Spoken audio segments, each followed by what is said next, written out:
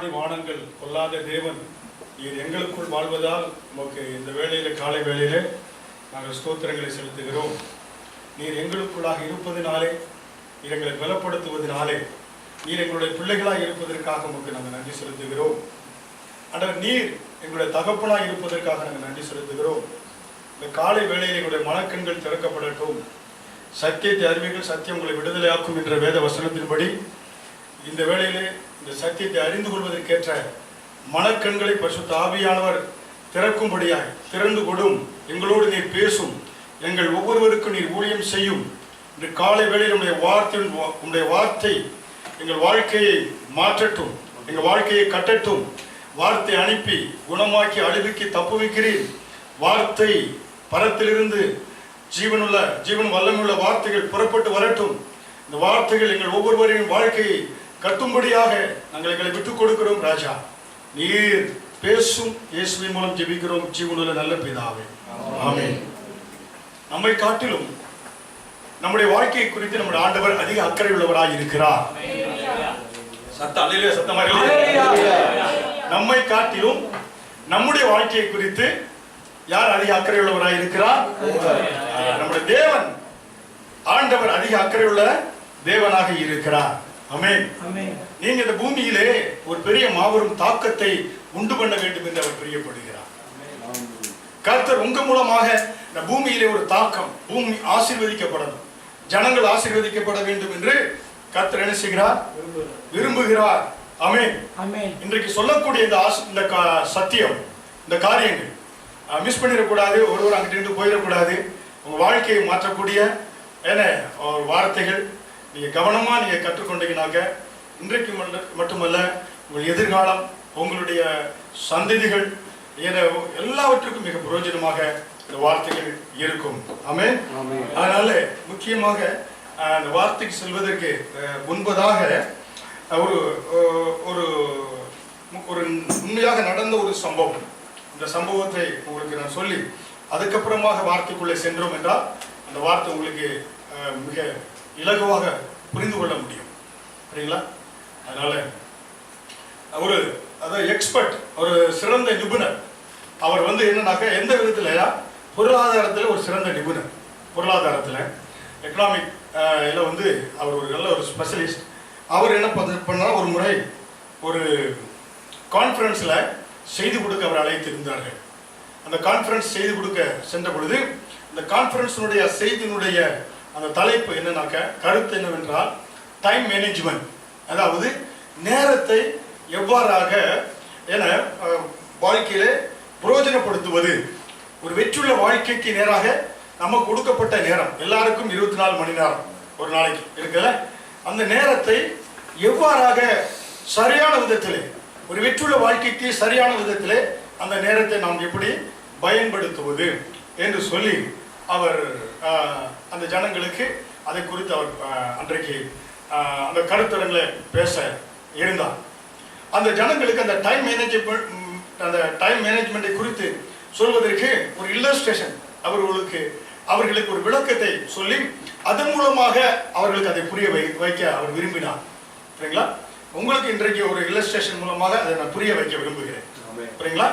அப்புறம் அந்த இது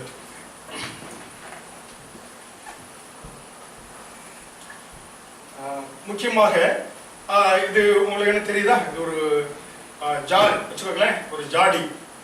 சரிங்களா? இந்த ஜாடிக்குள்ள பாத்தீங்கன்னாக்க அவர் பயன்படுத்தினது கற்களை பயன்படுத்தினார். சரிங்களா? ஒரு ஜாரை எடுத்துக்கிட்டா ஜாருக்குள்ளாக கற்களை போட்டார்.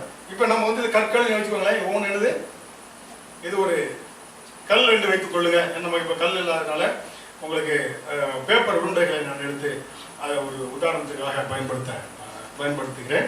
பார்த்தீங்கன்னாக்க முக்கியமாக இந்த ஜார், இப்போ இந்த ஜாருக்குள்ள என்ன இருக்கிறது? கற்கள் வைத்துக்கோங்களேன், கற்கள். சரி, இந்த ஜார் இப்ப நிரம்பி இருக்கிறதா? ஜார் நிரம்பி இருக்கிறதா? நீங்க தான் சொல்றேன். இது கேள்வி பதில் மாதிரி தான். புரியுங்களா? ஜார் என்ன செய்து இருக்கிறது? நிரம்பி இருக்கிறதா? நிரம்பி இருக்கிறதா சொல்லணும். பின்னால இருந்து ஜேசி எல்லாமே நிரம்பி இருக்கிறதா? ஜார் என்பது ஒரு சிலர் நிரம்பி இருக்கிறது என்று சொன்னீங்க. ஜார் வந்து முற்றிலுமாக நிரம்பி இருக்கிறதா என்று சொன்னால் முற்றிலுமாக நிரம்பி இருக்கிறதா? இல்லை, இல்லை. புரியுங்களா? ஏன் இல்லை? ஆமா, புரியுங்களா? அதனால இடையில என்ன இருக்குது? கேப் இருக்கு. அப்ப இடையில கேப் இருப்பதனால இல்லை. அப்புறமாக இந்த ஜாருக்குள்ள சில சிறிய கற்களை போட்டு இப்ப ஜார் நிரம்பி இருக்கிறதா? இல்ல, இல்ல, இல்ல. சரி, அதுக்கப்புறமாக இப்ப நான் இந்த ஜாருக்குள்ள கொஞ்சம் பொடி மணல், கடற்கரை மணல் வச்சோங்களேன், அந்த மணல் உள்ள போடுறேன். இப்ப ஜார் நிரம்பி இருக்குமா? நிரம்பி உள்ள எல்லாம் மணல் உள்ள போடுறேன். ஆமா, நிரம்பி இருக்குமா ஜார்? எத்தனை பேர் நிரம்பி இருக்குன்னு சொல்றீங்க? கரங்களை உயர்த்துங்க. மணல் போட்டா ஃபுல்லா நிரம்பி. சரி, எத்தனை பேர் மணல் உள்ள போடுறேன், பொடி மணல் போடுறேன், எத்தனை பேர் ஜார் நிரம்பி இருக்கும் என்று சொல்றீங்க? ஒண்ணு நீங்க தான். கேள்வி பதில், கேள்வி நீங்களே, பதிலும் நீங்க தான். பாஸ் நாங்க எதுக்கும் தூக்க மாட்டோம். மணல் போட்டா சகோதரர் சொல்றாரு நிரம்பி இருக்கும் என்று. சரி, ரெண்டு பேரும் பக்கத்துல இருக்கீங்க. ஒருத்தர் நிரம்பி இருக்குன்னு சொல்றாரு, இன்னொருத்தர் சொல்றீங்க நிரம்பவில்லை. புரியுங்களா? பாத்தீங்கன்னாக்க சரி, இந்த மணல் போட்டதுனாக்க நிரம்பி இருக்குன்னு சொல்றாரு. மணல் போட்டிருந்தாலும் அது நிரம்பவில்லை. இது எதை குறிக்கிறது பார்த்தா, அதுல ஒருத்தர் அந்த கூட்டத்துக்கு வந்து ஒருவர் சொன்னார், வாழ்க்கையில நமக்கு 24 மணி நேரம் இருக்குது. அதுல ஒரு சில காரியங்களை நம்ம செய்கிறோம், இன்னும் பல காரியங்களை செய்வதற்கு ஏன்னா வந்து இந்த டயத்தை எல்லாத்துக்கும் கொஞ்சம் கொஞ்சம் அட்ஜஸ்ட் பண்ணோம்னாக்க, புரியுங்களா? ஒரு வேலை செஞ்சுட்டு போய் 10 நிமிஷம் உட்காந்து வெட்டியை பேசிட்டு இருக்கோம். அந்த வெட்டி பேச்சை நிப்பாட்டிட்டு அதிலே தொடர்ந்து அடுத்த வேலையும் அந்த நேரத்தை பயன்படுத்தி நம்ம செய்ய ஆரம்பிச்சிட்டோம்னாக்க, அநேக காரியங்களை 24 மணி நேரத்தில் 24 மணி நேரம் கொஞ்சம் நேரம் தூங்குறீங்க. அது போக மீதி நேரங்களில் அநேக காரியங்களை நம்ம செய்வதற்கு கொஞ்சம் க்யூஸ் பண்ணோம்னாக்க, டயத்தை எல்லாம் கொஞ்சம் டைப் பண்ணோம்னா அநேக காரியங்களை செய்யலாம். அதன் மூலம் வெற்றி உள்ள வாழ்க்கைக்கு வரலாம் என்று அவர் சொன்னார். அதுவும் வந்து சரியில்லை. புரியுங்களா? இப்போ மணல் புள்ள போட்டதுனால அது முற்றிலுமாக நிரம்பவில்லை. புரியுங்களா? அதோடு கூட தண்ணீரை ஊற்ற வேண்டும். புரியுங்களா? தண்ணீரை ஊற்றினாட்டா அந்த ஜார் என்ன செய்யும்? முழுவதுமாக நிரம்பும். இதுல இருந்து தெரிந்து கொள்ள வேண்டியது என்னன்னாக்கா, பாருங்க, அப்ப பாருங்க, இந்த ஜார்ல நான் முதல்ல மணலை போடுறேன், முதல்ல சிறிய கற்களை போடுறேன், அப்புறம் மணலை போடுறேன், அதுக்கப்புறம் பெரிய கற்களை போடுறேன். அப்ப ஜார் நிரம்பி இருக்குமா? புரியுங்களா? முதல்ல மணல் போடுறேன், சிறிய கற்களை போடுறேன், இல்ல சிறிய கற்களை போடுறேன், மணலை போடுறேன், அதுக்கப்புறமாக பெரிய கற்களை போடுறேன், அப்புறம் தண்ணி ஊற்றுறேன். இந்த ஜார் முற்றிலுமாக நிரம்பி இதா இருக்குமா? இதா இருக்குமா? இல்லை. ஏனென்றால் முதலிலே பெரிய கற்களை போட வேண்டும். முதல்ல என்ன போடணும்? முதல்ல பெரிய கற்கள், அதுக்கப்புறம் சிறிய கற்கள், அதுக்கப்புறமாக மணல், அதுக்கப்புறமாக தண்ணீரை ஊற்றினா தான் இது என்ன செய்யும்? முற்றிலுமாக இந்த பாத்திரம் நிரம்பி இருக்கும். ஹல்லேலூயா. அப்படி என்றால் உங்க வாழ்க்கையில முதன்மையாக முதலாவது தேவனுடைய ராஜ்யத்தை தேடுங்க, சகலமும் உங்களுக்கு கூட. மத்தேயு 6ஆம் அதிகாரம் 33ஆவது வசனத்தின்படி உங்கள் வாழ்க்கையில முதலாவது எதை தேட வேண்டும் என்றால், முதலாவது என மூலக்கல்லாகிய இயேசுவை உங்கள் அஸ்திவாரத்திற்கு முதன்மைக்கல்லாக வைங்க. யாரை வைக்கணும்? இயேசுவை. என்ன வந்து வசனம் மார்க் 12:10. மார்க் 12:10. வீடு கட்டுகிறவர்கள் ஆகாதத்தில் தள்ளின கல்லே மூளைக்கு தலைக்கல்லாயிற்று. சரிங்க, பாருங்க, வீடு கட்டினவர்கள் ஆகாதென்று தள்ளின கல்லே மூளைக்கு தலைக்கல்லாயிற்று. அப்போஸ்தலர் 4ஆவது அதிகாரம் 11ஆவது வசனம். அப்போஸ்தலர் 4:11. வீடு கட்டுகிறவர்களாய் உங்களால் அற்பமாய் எண்ணப்பட்ட அவரே மூளைக்கு தலைக்கல்லானார். யார்? அவரே, இயேசுவே மூளைக்கு தலைக்கல். ஆமென், ஆமென். புரியுங்களா? அப்ப வீடு கட்டுவதற்கு மூளைக்கல் வேணும். எங்கே ஒரு மூலையில இருந்தா வீடு கட்டுவாங்க, நடுவுல இருந்து நினைச்ச மாட்டாங்க, கட்ட மாட்டாங்க. வீடு கட்டலாம் பாத்திருக்கீங்களா? Corner stone. புரியுங்களா? என்ன, நம்முடைய வாழ்க்கையில கார்னர் ஸ்டோன் ஜீசஸ் கிரைஸ்டா இருக்கும். இயேசு தான் உங்க வாழ்க்கையினுடைய மூளைக்கல்லாக இருக்க வேண்டும். ஃபவுண்டேஷன் ஸ்டோனாக அவராக இருக்க வேண்டும். அவர் இருந்தா தான் வாழ்க்கை நினைச்ச முடியும், கட்ட முடியும். இதில் வந்து அப்போஸ்தலர் 4:11 பார்க்கிறோம், இயேசுவே நமக்கு மூளைக்கல்லாக இருக்கிறார். ஹல்லேலூயா. அப்ப முதன்மை யார் உங்க வாழ்க்கையில் முதன்மையா இருக்கணும்? ஆமென். இப்ப இந்த ஜார்ல முதல்ல பெரிய கல்லை போடலனாக்கா அந்த ஜார் முழுவதுமாக என்ன செய்யாது? நிரம்பாது. இப்போ உங்க வாழ்க்கையில பெரியவராகிய இயேசுவை நீங்கள் முதன்மையாக வைக்க வேண்டும். ஹல்லேலூயா. ஹல்லேலூயா. அப்ப இன்றைக்கு உங்க வாழ்க்கை என்ற ஜார், இந்த ஜார் என்பது உங்க வாழ்க்கை. இதுக்கெல்லாம் கண்டெய்னர், இது உங்க வாழ்க்கை. இந்த வாழ்க்கையில உங்க வாழ்க்கை ஒரு வெற்றுள்ள வாழ்க்கை வாழ வேண்டும் என்றால், புரியுங்களா? உங்க வாழ்க்கை வெற்றுள்ள வாழ்க்கை வாழ்வதற்கு என்ன இந்த உள்ள கற்கள் சொல்லணும்.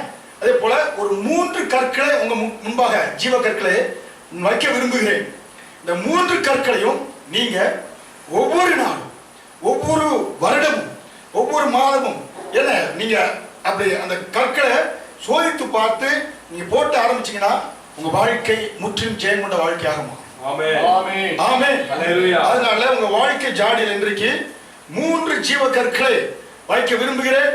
அதை வைத்து உங்க வாழ்க்கையில நீங்க ஒரு வெற்றி வாழ்க்கைக்குள்ளாக வாழ முடியும். புரியுங்களா? அப்ப அந்த 3 கற்கள் ஏன்னா முதல்ல தெரிந்து கொள்ளணும். இன்னைக்கு செய்தியுடைய தலைப்பு என்னன்னாக்கா, Christ is the corner stone. அதாவது முதல்ல unless you put big rock first, otherwise very difficult to put later. அதாவது பெரிய கல்லை முதல்ல போடலனாக்க அப்புறம் பெரிய கல்லை போடுவது கடினம். புரியுங்களா? பெரிய கல்லை போடாம சின்ன கற்களை முதல்ல போட்டுட்டீங்கன்னா அப்புறம் பெரிய கல்லை போட்டு அந்த ஜாரை நிரப்ப முடியாது. அதை மனசுல வச்சுக்கிட்டே இருக்கணும். புரியுங்களா? முதல்ல பெரிய கல்லை போடலனாக்கா பின்னால பெரிய கல்லை போட்டா ஜாடி நிரம்பாது. அப்ப இந்த வாழ்க்கையின் ஜாடியிலே பெரியவராகிய இயேசு கிறிஸ்துவை நாம் முதன்மையாக வைக்கவில்லை என்றால் பின்னால நம்ம வாழ்க்கை ஒரு பரிபூர்ணமான வாழ்க்கையாக மாறாது, ஒரு திருப்தியுள்ள வாழ்க்கையாக மாறாது. ஆமென். விசுவாசிக்கிறீங்களா? ஆமென். ஆமென். ஹல்லேலூயா. இப்ப முதல் கல் உங்க வாழ்க்கையில முதல் கல். நீங்க வந்து எல்லாரும் ஒரு பீஸ் பேப்பர் கொடுப்போம். ஏன்னா வந்து பாத்தீங்கன்னா இந்த பாருங்க, இதான் இன்னைக்கு லெசன்ஸ். உங்களுக்காக உட்கார்ந்து எழுதிட்டு வந்து இந்த லெசன்ஸ் இது வந்து உங்களுக்கு ஹோம்வொர்க் மாதிரி 3 படங்களை நீங்க வரையணும். நான் சொல்லக்கூடிய காரியங்கள் இந்த பேப்பர் தூக்கி போடுறதுக்கு இல்ல, காலகாலமா நீங்க வைக்கிறதுக்கு. உங்களுக்கு உங்க பேரன் பேத்திக்கெல்லாம் அந்த பேப்பரை கொடுக்க போறீங்க. ஆமென். ஆமா, இது வந்து நான் வாட்ஸ்அப்ல அனுப்புவேன். புரியுங்களா? நான் முதல்ல அனுப்பலாம் பார்த்தா நீங்க அப்புறம் நீங்க தூங்கிடுவீங்க. இந்த பாஸ்டர் கொடுத்துட்டாருல என்னதான் கேட்டு. புரியுங்களா? அதனால பேப்பர் எல்லாரும் பிரதர் மணிமாறன் பிரதர் பேப்பர் கொடுத்துருங்க. எல்லாம் வந்து 1 சைட் பேப்பர், வெள்ளை பேப்பர் தான் எடுத்து கொடுத்துருங்க. வெள்ளை பேப்பர் நம்மகிட்ட இருக்குது. பிரஷ் வெள்ளை பேப்பர் இருந்தால் கொடுங்க. அங்கே நீங்க அங்கே எடுத்து கொடுங்க. எல்லாரும் கையிலும் ஒருத்தர் பேப்பர் கொடுக்கப்படும். முக்கியமாக பார்த்தீங்கன்னாக்க அதில் தெரிந்து கொள்ள வேண்டியது ஏன்னா இன்றைக்கு முதல் காரியம் கேள்வி பதிலோடு நம்ம போக இருக்கிறோம். அதில் வந்து ஃபர்ஸ்ட் பிக் ராக் இஸ் என்னன்னாக்க பாஷன். புரியுங்களா? அதாவது பேஷன் ஆஃப் பேஷன், அதாவது ஓபி பங்களாதேஷ் இருக்குல்ல, அந்த PASSION அந்த பேஷன். அதான் முதல் கல். 3 கற்களை குறித்து சொல்ல இருக்கிறேன். முதல் கல்லுடைய பேர் என்னன்னாக்க பேஷன் ஆஃப் கிரைஸ்ட் அப்படி சொல்றோம்ல, அது மாதிரி அந்த பேஷன். பேஷன் என்று சொன்னா ஆசை என்று அர்த்தம். புரியுங்களா? அதாவது உங்களுடைய மனதில் இருக்கக்கூடிய ஆசை. புரியுங்களா? அதான் மிக மிக நீங்க தெரிந்து கொள்ளணும். அதை வந்து அப்ப எல்லா பேப்பர் வாங்கிட்டீங்களா?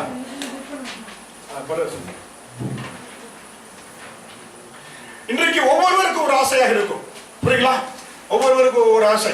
இன்றைக்கு பார்க்கறதுன்னா ஒவ்வொரு ஜனங்களுக்கும் வாழ்க்கையில ஒரு ஆசையா இருக்கும். எனக்கு ஆசை, சிஸ்டர்கள் என்ன ஆசைனாக்க கர்த்தருக்காக ஊழியம் செய்யணும். வந்து இன்னும் ஜனங்களுக்கு நம்ம வந்து தேவனுடைய ஆசீர்வாதங்களை சொல்லக்கூடிய கருவியா இருக்கணும். நல்ல பிரசங்கம் பண்ணணும், ஜீவன வார்த்தைகள் கொடுக்கணும். அது எங்களுடைய ஆசையாக இருக்கு. ஒரு சிலருக்கு என்ன செய்வாங்க, நன்றாக வந்து பாடணும் அப்படிங்கிற ஒரு ஆசை இருக்கும். புரியுங்களா? ஒரு சிலருக்கு என்ன செய்வாங்க, நன்றாக ஜெபிக்கணும் என்ற ஒரு ஆசை இருக்கும். ஹல்லேலூயா. ஒரு சிலருக்கு நன்றாக சாப்பிடணும் என்ற ஒரு ஆசை இருக்கும். புரியுங்களா? ஒரு சிலருக்கு நன்றாக கிண்டல் பண்ணணும்ங்கிற ஒரு ஆசை இருக்கும். புரியுங்களா? ஒரு சிலருக்கு நன்றாக கேலி பண்ணணும் ஒரு ஆசை இருக்கும். இன்னொரு சிலருக்கு நன்றாக ஏன் வரல எதுக்கு வரல நன்றாக சாக்கு போக்கு சொல்வதற்கும் ஆசை இருக்கும். ஒவ்வொருவருக்கும் ஒரு ஆசை இருக்கும். ஒரு சிலருக்கு முன்னால விட்டு பின்னால பேசுவதற்கு நன்றாக ஆசைப்படுவார்கள். மனிதனுக்கு ஒவ்வொருவருக்கும் ஒரு ஆசை இருக்கும். ஒரு சிலருக்கு நன்றாக தூங்குவதற்கு ஆசை. புரியுங்களா? அதனால நம்முடைய வாழ்க்கையில நமக்கு விதவிதமான ஆசைகள் இருக்கிறது. என்ன ஆசை இருக்கிறது? விதவிதமான ஆசைகள் இருக்கிறது. அதனால வேலையில் ஆசை இருக்கும், வண்டி ஓட்டுவதில் ஆசை இருக்கும், ஊழியம் செய்வதில் ஆசை இருக்கும். ஆனால் இன்றைக்கு முக்கியமாக அந்த ஆசை, பேஷன் என்று நான் சொல்றேன் பாருங்க. இப்ப அப்படி இயேசு சிலுவை தூக்குவதற்கு ஆசையாக இருந்தாரா? நீங்க சொல்லி பேஷன் சொன்னா ஆசைன்னு சொல்றீங்க பாஸ்டர். இயேசு சிலுவையை தூக்குவதற்கு கொடுங்கப்பா, என் மேல தூக்கி போட ஆசையா ஓடாரா? பிதாவே பிதாவே இந்த பாத்திரம் ஏன்னா தூக்க முடியல, நீங்க வேண்டுமானால் நீங்கள் அவரை ஜெபித்தார். ஆனால் அந்த இடத்துல வரும்போது இப்படி கிடையாது. ஆனால் என்ன சொல்றேன்னாக்கா, ஆசை என்பது குறிக்குன்னா, ஆசை என்பது உங்களுடைய உள்ளம் எதன் மீது நீங்க உங்களுடைய உள்ளத்தை எதன் மீது நீங்கள் வைத்திருக்கிறீர்கள், அதான் ஆசை. நான் சொல்றதெல்லாம் நீங்க நன்றாக குறித்து கொண்டு வரணும். இது உங்க வாழ்க்கைய மாற்றக்கூடிய ஒரு சத்தியம். ஆமென். அதனால ஆசை என்பது என்ன? தூங்குறது தான் ஆசை பாஸ்டர். நான் தூங்கிறேன், தலையை போட்டு போட்டு தூங்கிறேன் அப்படின்னு தூங்கிறாங்க. ஆமென். புரியுங்களா? டயர்ட் இருந்தா கொஞ்சம் மூத்தல கழுவி கொஞ்சம் நல்ல உற்சாகத்தோடு. புரியுங்களா? ஆசை என்பது என்ன? உங்களுடைய ஆசை உள்ளம் எதன் மேல் கவனமா இருக்கிறது, எதன் மேல் நாட்டமா இருக்கிறது, அதுதான் என்னது? ஆசை. ஹல்லேலூயா. ஒருவேளை உங்க உள்ளம் ஐஸ்வர்யத்தின் மேல நாட்டமா இருந்துச்சுனாக்கா 7 நாள் வேலைக்கு போய் சர்ச்சுக்கு வர மாட்டீங்க. ஐஸ்வர்யத்தின் மேல் ஆசை இருந்தா, பணத்தின் மேல் ஆசையா இருந்தா, அதான் உங்களுடைய ஆசை. பேஷன் என்று பார்க்கிறோம். நீங்க உங்க உள்ளத்தை எதன் மீது வைக்கிறீர்களோ அதுக்கு பேர் என்னது? உங்க ஆசை அதன் மேலாக இருக்கும். உங்க உள்ளத்தை எதன் மீது வைக்கிறீங்களோ அதுதான் உங்களை கட்டுப்படுத்தும், உங்க வாழ்க்கையை மட்டுப்படுத்தும். கர்த்தருக்கு ஆசை வச்சிருந்தீங்கன்னாக்கா சொல்லும் போது புரியுங்களா? உங்க உள்ளத்தை எதன் மீது வைக்கிறீங்களோ அதுதான் உங்களுடைய ஆசை. புரியுங்களா? உங்க உள்ளத்தை எதன் மீது வைக்கிறீங்களோ அதுதான் உங்களை கண்ட்ரோல் பண்ணும், கட்டுப்படுத்தும். ஆமென் சொல்றீங்களா? இல்லை சொல்றீங்களா? ஆமென். ஆமென். ஹல்லேலூயா. ஒருவேளை உங்களுடைய வேலையை, ஒருவேளை நீங்க வேலை இடத்துல சூப்பர்வைசர் மேனேஜரா இருக்கலாம்.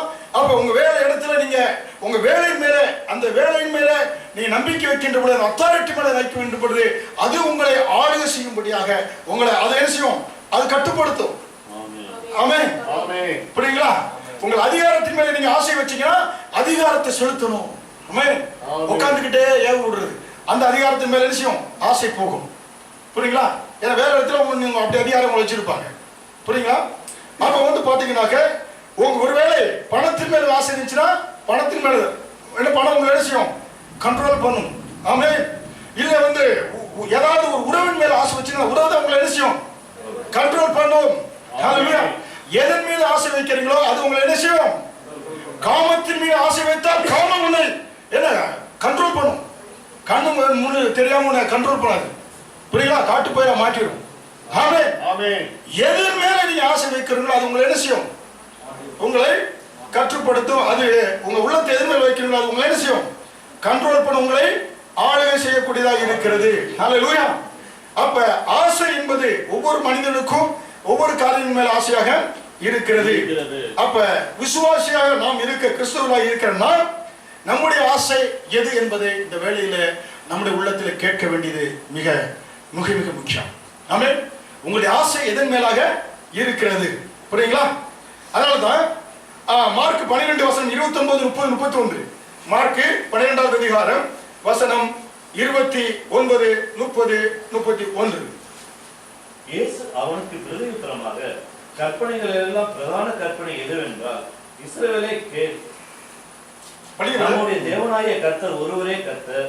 உன் தேவனாய கர்த்தரிடத்தில் உன் முழு இருதயத்தோடும், உன் முழு ஆத்துமாவோடும், உன் முழு மனதோடும், உன் முழு பலத்தோடும் அன்பு கூறுவாயாக என்பதே பிரதான கற்பனை. பாக்குறோம். இங்க பாருங்க, ஆண்டவர் இங்க பேசுகிறார். அந்த கேள்விக்கு என்ன சொல்றாரு? உன் தேவனாகிய கர்த்தர் ஒருவரே, கர்த்தர் ஒருவர் உன் தேவனாக இருப்பாராக. புரியுதுங்களா? அதனால நம்முடைய வாழ்க்கையில நீங்க என்ன செய்யணும்னாக்க, நீங்க பார்க்கின்ற பொழுது நம்முடைய ஆண்டவர், நமக்கு உலகத்துல வேற யாரும் ஆண்டவரா இருக்க முடியாது விசுவாசிகளுக்கு. ஆமென். கர்த்தர் ஒருவரே உங்களுக்கு எப்படிப்பட்டவராக இருக்கணும்? ஆண்டவராக இருக்கணும். அப்படி ஆண்டவரா இருக்கணும் பொழுது அந்த ஆண்டவர் மேல உங்க அன்பை நீங்க செலுத்துவீங்க. ஆமென். உங்க அன்பு யார் மேல இருக்கும்? ஆமென். ஏன் தேவன் தான் உங்களுடைய ஆண்டவராக இருக்கிறார். வேற யாரும் உங்களுக்கு தேவர்களாக இல்ல. எந்த மனிதரும் உங்களுக்கு விக்கிரங்களா இல்ல. ஆண்டவரை காட்டிலும் நீங்க யாரை நீங்க அதிகமா நேசிக்கிறீங்களோ அவங்க தான் உங்களுக்கு ஆளுகை செய்யக்கூடிய மாறிடுவாங்க. அவங்க தான் உங்களுக்கு தேவரா மாறிடுவாங்க. வேதம் சொல்கிறது தேவன் ஒருவரே கர்த்தர். ஆண்டவர் மேல உங்களுடைய அன்பு இருக்க வேண்டும். முதல் கற்பனை சொல்றாரு, தேவனாய கர்த்தர் ஒருவரே, அவரை உன் முழு இருதயத்தோடு அன்பு செலுத்து. ஆமென். உங்க இருதயம் ஆண்டவர் மேல அன்பு செலுத்தக்கூடியதாக இருக்க வேண்டும். முழு ஆத்மாவோடும் முழு பலத்தோடும் ஆண்டவர் மேல செய்யணும், அன்பு செலுத்த வேண்டும். ஹல்லேலூயா. அப்ப அவர் யாராக இருக்கிற உங்க உள்ளத்துல, உங்க உள்ளத்தின் ஆசை யாராக இருக்க வேண்டும்? இயேசு கிறிஸ்துவாக இருக்க வேண்டும். ஹல்லேலூயா. அப்ப மிக முக்கியம் ஒவ்வொரு விசுவாசம். இப்ப நாம் ஜனங்களாகிய நாம் நம்முடைய உள்ளம்தான், இந்த உள்ளம் இருக்க இதுதான் விக்கிரகத்தை உற்பத்தி செய்யக்கூடிய இடம். இந்த உள்ளம் தான் என்னது? விக்கிரகத்தை உற்பத்தி செய்யக்கூடிய இடம். கையினால செஞ்சிட்டு இருக்கான் அந்த செஞ்சு. ஆனா விசுவாசிகளை நமக்கு ஏன்னா இந்த விக்கிரகத்தை உற்பத்தி செய்யக்கூடிய இடம் எது? உள்ளம். ஹல்லேலூயா. ஏன்னா ஒரு சினிமா நடிகனுடைய படத்தை எடுத்து வேலையில வச்சிட்டு இருந்தா இந்த உள்ளம் விக்கிரகத்தை உண்டாக்கிடுச்சு. ஆமே. இல்ல பாஸ்டர், நான் வந்து பாஸ்டர் எல்லாம் வைக்கல, ஹேண்ட் பேண்ட் கூட தான் வச்சிருக்கேன் அப்படின்னாலும் உன் உள்ளம் தான் என்னது? விக்கிரகத்தை உண்டு பண்ணக்கூடிய உற்பத்தி ஃபேக்டரி, ப்ரொடக்ஷன் ஃபேக்டரி எங்க இது? உள்ளம். இந்த உள்ளம் தான் விக்கிரகத்தை என்ன செய்கிறது? தேவனுக்கு கொடுக்க வேண்டிய அந்த இடத்துல வேற எதை வைத்தாலும் அது விக்கிர ஆராதனை தான். ஆமென். அப்ப இப்ப உங்களுடைய இருதயம் உங்களுக்கு தெரியும், என்னுடைய இருதயம் எனக்கு தெரியும். இல்ல பாஸ்டர் என் கூட எனக்கு தெரியும், முன்னால வாங்க நான் சொல்றேன். உங்க இருதயத்தில் என்ன இருக்குன்னு கர்த்தர் கொடுத்த வெளிப்பாட்டின்படி நான் உங்களுக்கு சொல்றேன். அப்புறம் பாஸ்டர் இது வெளிப்படுத்திட்டீங்க சங்கடமா இருக்குன்னு சொல்லிருப்பேன். புரியுங்களா? அதனால என்னுடைய இருதயம் எனக்கு தெரியும். நீ உட்கார்ந்துருக்க, உங்களுடைய இருதயம் உங்களுக்கு தெரியும். உங்களுடைய இருதயத்துல இந்த இருதயம் விக்கிரகங்களை உற்பத்தி செய்யக்கூடிய ஒரு இடமாக இருக்கிறது. புரியுங்களா? விக்கிரகங்கள் உண்டாக்க இப்ப இதுல பல தேவர்களை உற்பத்தி செஞ்சிட்டீங்கன்னா அது விக்கிர ஆராதனையாக போய்விடும். அப்ப என்னன்னாக்க இயேசு சொல்கிறார், வந்து அவர் தான் நமக்கு தேவனாக இருக்கிறார். புரியுங்களா? ஆண்டவர் என்ன சொல்றாருன்னா, நான் தான் உன்னுடைய ஆசையாக இருக்க விரும்புகிறேன். ஆமென். நான் மட்டும் தான் உன்னுடைய ஆசையாக இருக்க விரும்புகிறேன்.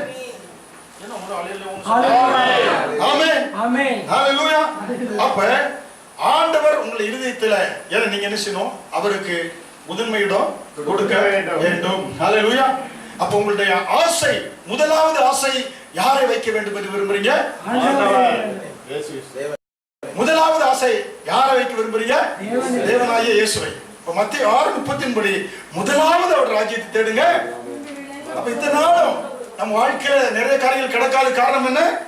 நிறைய காரியங்கள் கிடைக்காத காரணம் முதலாவது பெரிய கல்ல முதல்ல போடல. ஃபர்ஸ்ட் பிக் ஸ்டோனை போட்டா தான் ஜாரே நிரம்பும். முதலாவது அந்த பெரியவரை போடல, அவருக்கு முக்கியத்துவம் கொடுக்கலனா மற்ற காரியங்கள் அந்த ஜார் என்ன செய்யுது?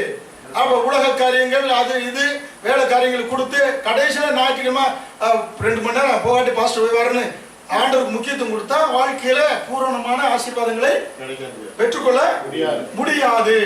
ஆமென். அப்ப ஆண்டவர் சொல்றாரு, அதான் உயிர்த்தெழுந்த உடனே தன்னுடைய முதன்மை சீடனாகிய பேதுருவிடத்தில் வந்து சொல்றாரு, பேதுருவே நீ என்னை அதிகமாக நேசிக்கிறாயா? உன் இருதயத்திலே எனக்கு முதன்மை இடம் கொடுக்கிறாயா என்று ஒரு முறை இல்ல, எத்தனை முறை கேட்டாரு? 3 முறை கேட்டார். ஹல்லேலூயா. ஏன்னா நம்ம இருதயத்திலே முதன்மையான யாருக்கு? இயேசு கிறிஸ்துவுக்கு. ஹல்லேலூயா. அப்ப பேதுருவிடத்தில் கேட்டார், பேதுருவே நீ என்னை அதிகமாக நேசிக்கிறாயா என்று ஆண்டவர் கேட்டார். பழைய காலத்தில் இந்த யெகோவா தேவன் எப்படி இருக்கிறாரு? அந்த யெகோவா தேவனை போல பேதுருவிடத்தில், பேதுருவே நீ உன் இருதயத்தில் இன்னும் அநேக பொருட்களை சேர்க்க விரும்புகிறாயா இல்ல என்னை நேசிக்க விரும்புகிறாயா என்று ஆண்டவர் கேட்டார். புரியுங்களா? அப்ப நம்ம வாழ்க்கையில இயேசுவோடு கூட இன்னும் பிளஸ் வச்சிருக்க கூடாது.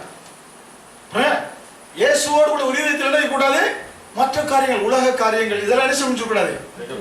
இயேசுவோ தெய்வம் அப்படி வச்சிருக்க கூடாது. இயேசுவே தெய்வம், இயேசு மட்டுமே தெய்வம்.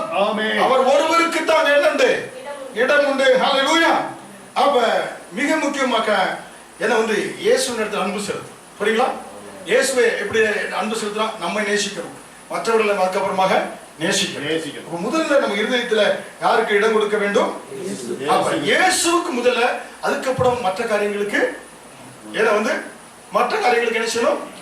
மற்ற காரியங்களுக்கு நம்ம அன்பு செலுத்த வேண்டும். ஹல்லேலூயா. அப்ப உங்க என்ன பாஸ்டர், அப்ப இயேசுதான் ஆசையா இருக்கும், அப்ப மற்றது மேல எல்லாம் ஆசை இருக்க கூடாதா அப்படின்னு கேள்வி எழும்பும். புரியுங்களா? இயேசு புரியுங்களா? இயேசு உன்னுடைய முதன்மையான ஆசையாக இருந்தால் மற்ற ஆசை எல்லாம் கரெக்டாக இருக்கும். ஆமென். சொல்றது புரியுங்களா? இயேசுவே உன்னுடைய முதன்மையான ஆசையாக இருந்தால் மற்ற உறவுகள் எல்லாம் சரியான உறவுகளாக இருக்கும். ஆமென். இயேசுடைய உறவு முதன்மையான உனக்கு உறவாக இருந்தால் மற்ற உறவுகள் எல்லாம் சரியான உறவுகளாக இருக்கும். ஆமென். ஆமென். அப்ப உன்னுடைய ஆசை யாராக இருக்கணும்? இயேசுவாக இருக்கணும். புரியுங்களா? அப்ப இயேசு ஆசையாக இருக்கின்ற பொழுது அவர் அற்புதமான காரியங்களை வாழ்க்கையில செய்வார் என்று நாம் பார்க்கிறோம். ஹல்லேலூயா. இயேசு மேல சரியா அன்பை முதல்ல செலுத்திட்டனாக்க மற்ற எல்லார் மேலும் சரியாக நான் அன்பை செலுத்துவேன். ஆமென். அந்த அன்பு மாறாது, அந்த அன்புல கோணல் இருக்காது, அந்த அன்புல தப்பு நடக்காது. உங்களுடைய முதல் அன்பு யார் மேல இருக்கு? இயேசு மேல இருக்கிறது. ஹல்லேலூயா. அப்ப இயேசு மேல உங்க அன்பு இருக்கின்ற பொழுது அந்த அன்பு எப்படிப்பட்டதா இருக்கும்? நிறைவாக இருக்கும் என்று நம்ம பார்க்கிறோம். ஹல்லேலூயா. ஏன் அநேகருடைய குடும்பங்களிலே உறவு சரியில்லை? இயேசுவின் மேல அன்பு சரியில்லாதனாலே கணவன் மனைவி உறவு உடைந்து போயிருக்கிறது. ஹல்லேலூயா. இயேசுவின் மேல அன்பு சரியா இல்லாதனாலே பெற்றோர் பிள்ளைகள் உறவு உடைந்து போயிருக்கிறது. ஹல்லேலூயா. ஆமென். இயேசுவோடு உறவு சரியாக இருக்கின்ற பொழுது கணவன் மனைவி உறவு சரியாக இருக்கும். ஹல்லேலூயா. ஏனென்றால் இன்றைக்கு அநேக சிக்கல்கள் காரணம் இயேசுவை சரியாக நேசிக்கவில்லை, எல்லாம் சரியில்லாமல் போய்விட்டது, சிக்கலாய் போய்விட்டது. ஹல்லேலூயா. சிக்கல்ல மாட்டிக்கொண்டு வெளியே வர முடியாதபடி நேசிக்கிறோம். புரியுங்களா? இயேசுவோடு சரியாக அன்பு செலுத்தாதனால மனைவியோடு அன்பு செலுத்த முடியவில்லை சரியாக. இயேசுவோடு அன்பு செலுத்த முடியாதனால கணவனோடு அன்பு செலுத்த முடியல. கணவனை தலை நிமிர்ந்து பார்க்க முடியல, முகத்து பார்க்க முடியல. உள்ளத்தில் இருக்கிற காரியங்கள் என்ன செய்கிறது? நம்மை தலைகுனிய வைக்கிறது. கணவனாவது சரி, மனைவியா இருந்தாலும் இயேசுவோடு ஹல்லேலூயா நீதிமான் சிங்கத்தை போல கம்பீரமாயிருப்பான். ஹல்லேலூயா. நீதிமானா இருந்தா எந்த இடத்துல தலை நிமிர்ந்து நடக்கும். நீதிமானா இல்லாட்டி எப்படி நடக்கணும்? நீங்க தான் சொல்லணும். ஹல்லேலூயா. சோத்திரம். ஹல்லேலூயா. அப்ப அன்பு சரியாக யார் இடத்துல கூற வேணும்? தேவனிடத்தில் நீங்க சரியாக அன்புங்க, எல்லா இடத்திலும் சரியாக அன்பு கூறுவீர்கள். ஹல்லேலூயா. அப்ப அவரிடத்தில் சரியாக அன்பு காட்டுகின்ற பொழுது மற்ற எல்லா அன்பும் சரியான விதத்திலே இருக்கும். முதலாவது பெரிய கல்லை போடணும் வாழ்க்கை ஜாரில. முதலாவது பெரியவராகிய ஆண்டவரை முதன்மை கொடுக்கும். முதலாவது அவருடைய ராஜ்யத்தை தேடுங்க, அப்புறம் என்ன கொடுக்கப்படும்? எல்லாம் போடும். ஆமென். மற்றபடி ஆண்டவர் மேல சரியான விதத்துல அன்பு செலுத்துகின்ற பொழுது மற்ற தப்பான காரியங்கள் எல்லாம் மறைந்து போய்விடும். ஆமென். அப்ப நம்முடைய வாழ்க்கையில நிறைய காரியங்கள் நம்ம ஆசைப்படுறோம், ஆனால் இயேசுவே நம்முடைய முதன்மையாய் நான் ஆசையாக இருக்க விரும்புகிறார். ஆமென். அப்ப அவர் மேல ஆசை செலுத்திட்டீங்கன்னா வீடோ வாசலோ மனைவியோ பிள்ளைகளோ எல்லாவற்றையும் ஆண்டவர் கொடுப்பார். ஆமென். அப்ப அவர் மீது சரியாக ஆசைப்படுகின்ற பொழுது மற்ற எல்லாவற்றின் மீது சரியாக நம்ம என்ன செய்வோம்?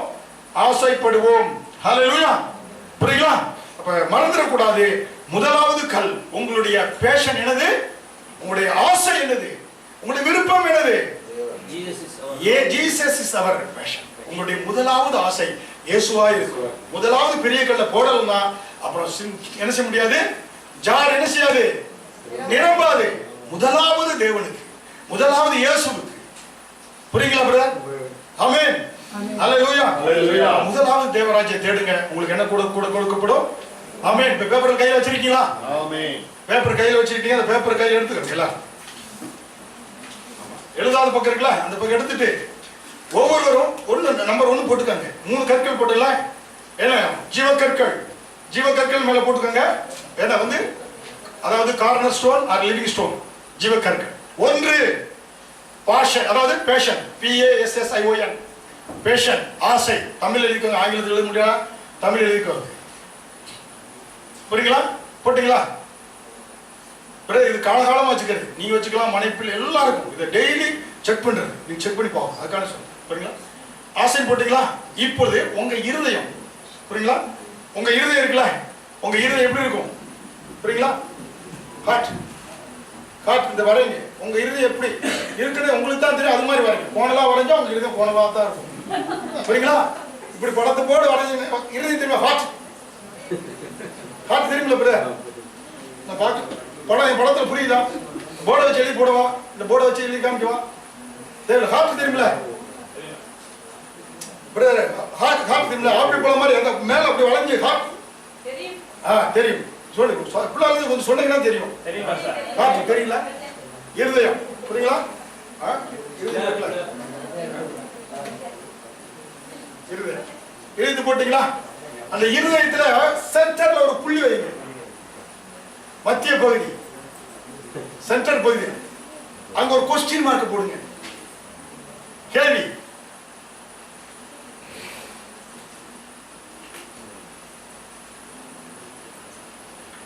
அந்த சென்டர் இருக்குல்ல, சென்டருக்கு சுத்தி ஒரு கேள்வி போட்டீங்களா? அந்த இருதயத்தின் மத்தியில ஒரே ஒரு ஆப்ஜெக்ட் தான், ஒரு பொருளை தான் வைக்க முடியும். இந்த இருதயத்தின் மத்தியில ஒரே ஒரு பொருளை தான் வைக்க முடியும். இந்த இருதயத்தின் மத்தியில ஒரே ஒரு பொருளை வைக்கணும். அந்த ஒரே ஒரு பொருளுக்கு பல காரியங்கள் போட்டி போட்டுக் கொண்டிருக்கிறது. ஹல்லேலூயா. பணம் போட்டி போட்டுக் கொண்டிருக்கிறது, பதவி போட்டுக் கொண்டிருக்கிறது, தகாத உறவுகள் போட்டுக் கொண்டிருக்கிறது. என அந்த உள்ளத்தின் மத்தியில ஒரே ஒரு இடத்தை வைக்க முடியும். அந்த ஒரு இடத்திற்கு பல காரியங்கள் போட்டி போட்டுக் கொண்டிருக்கிறது உங்க இருதயத்துல. புரியுங்களா? ஆனால் உங்களுடைய ஆசை இயேசுவாக இருக்க வேண்டும் என்று அவர் பிரியப்படுகிறார். ஹல்லேலூயா. இருதயத்தின் மத்தியில் உள்ள அந்த ஒரே இடம் யாருக்கு? நீங்க தான் எழுதுங்க. இயேசு கிறிஸ்துவுக்கு எழுதுங்க. ஜீசஸ் போடுங்க. ஹல்லேலூயா.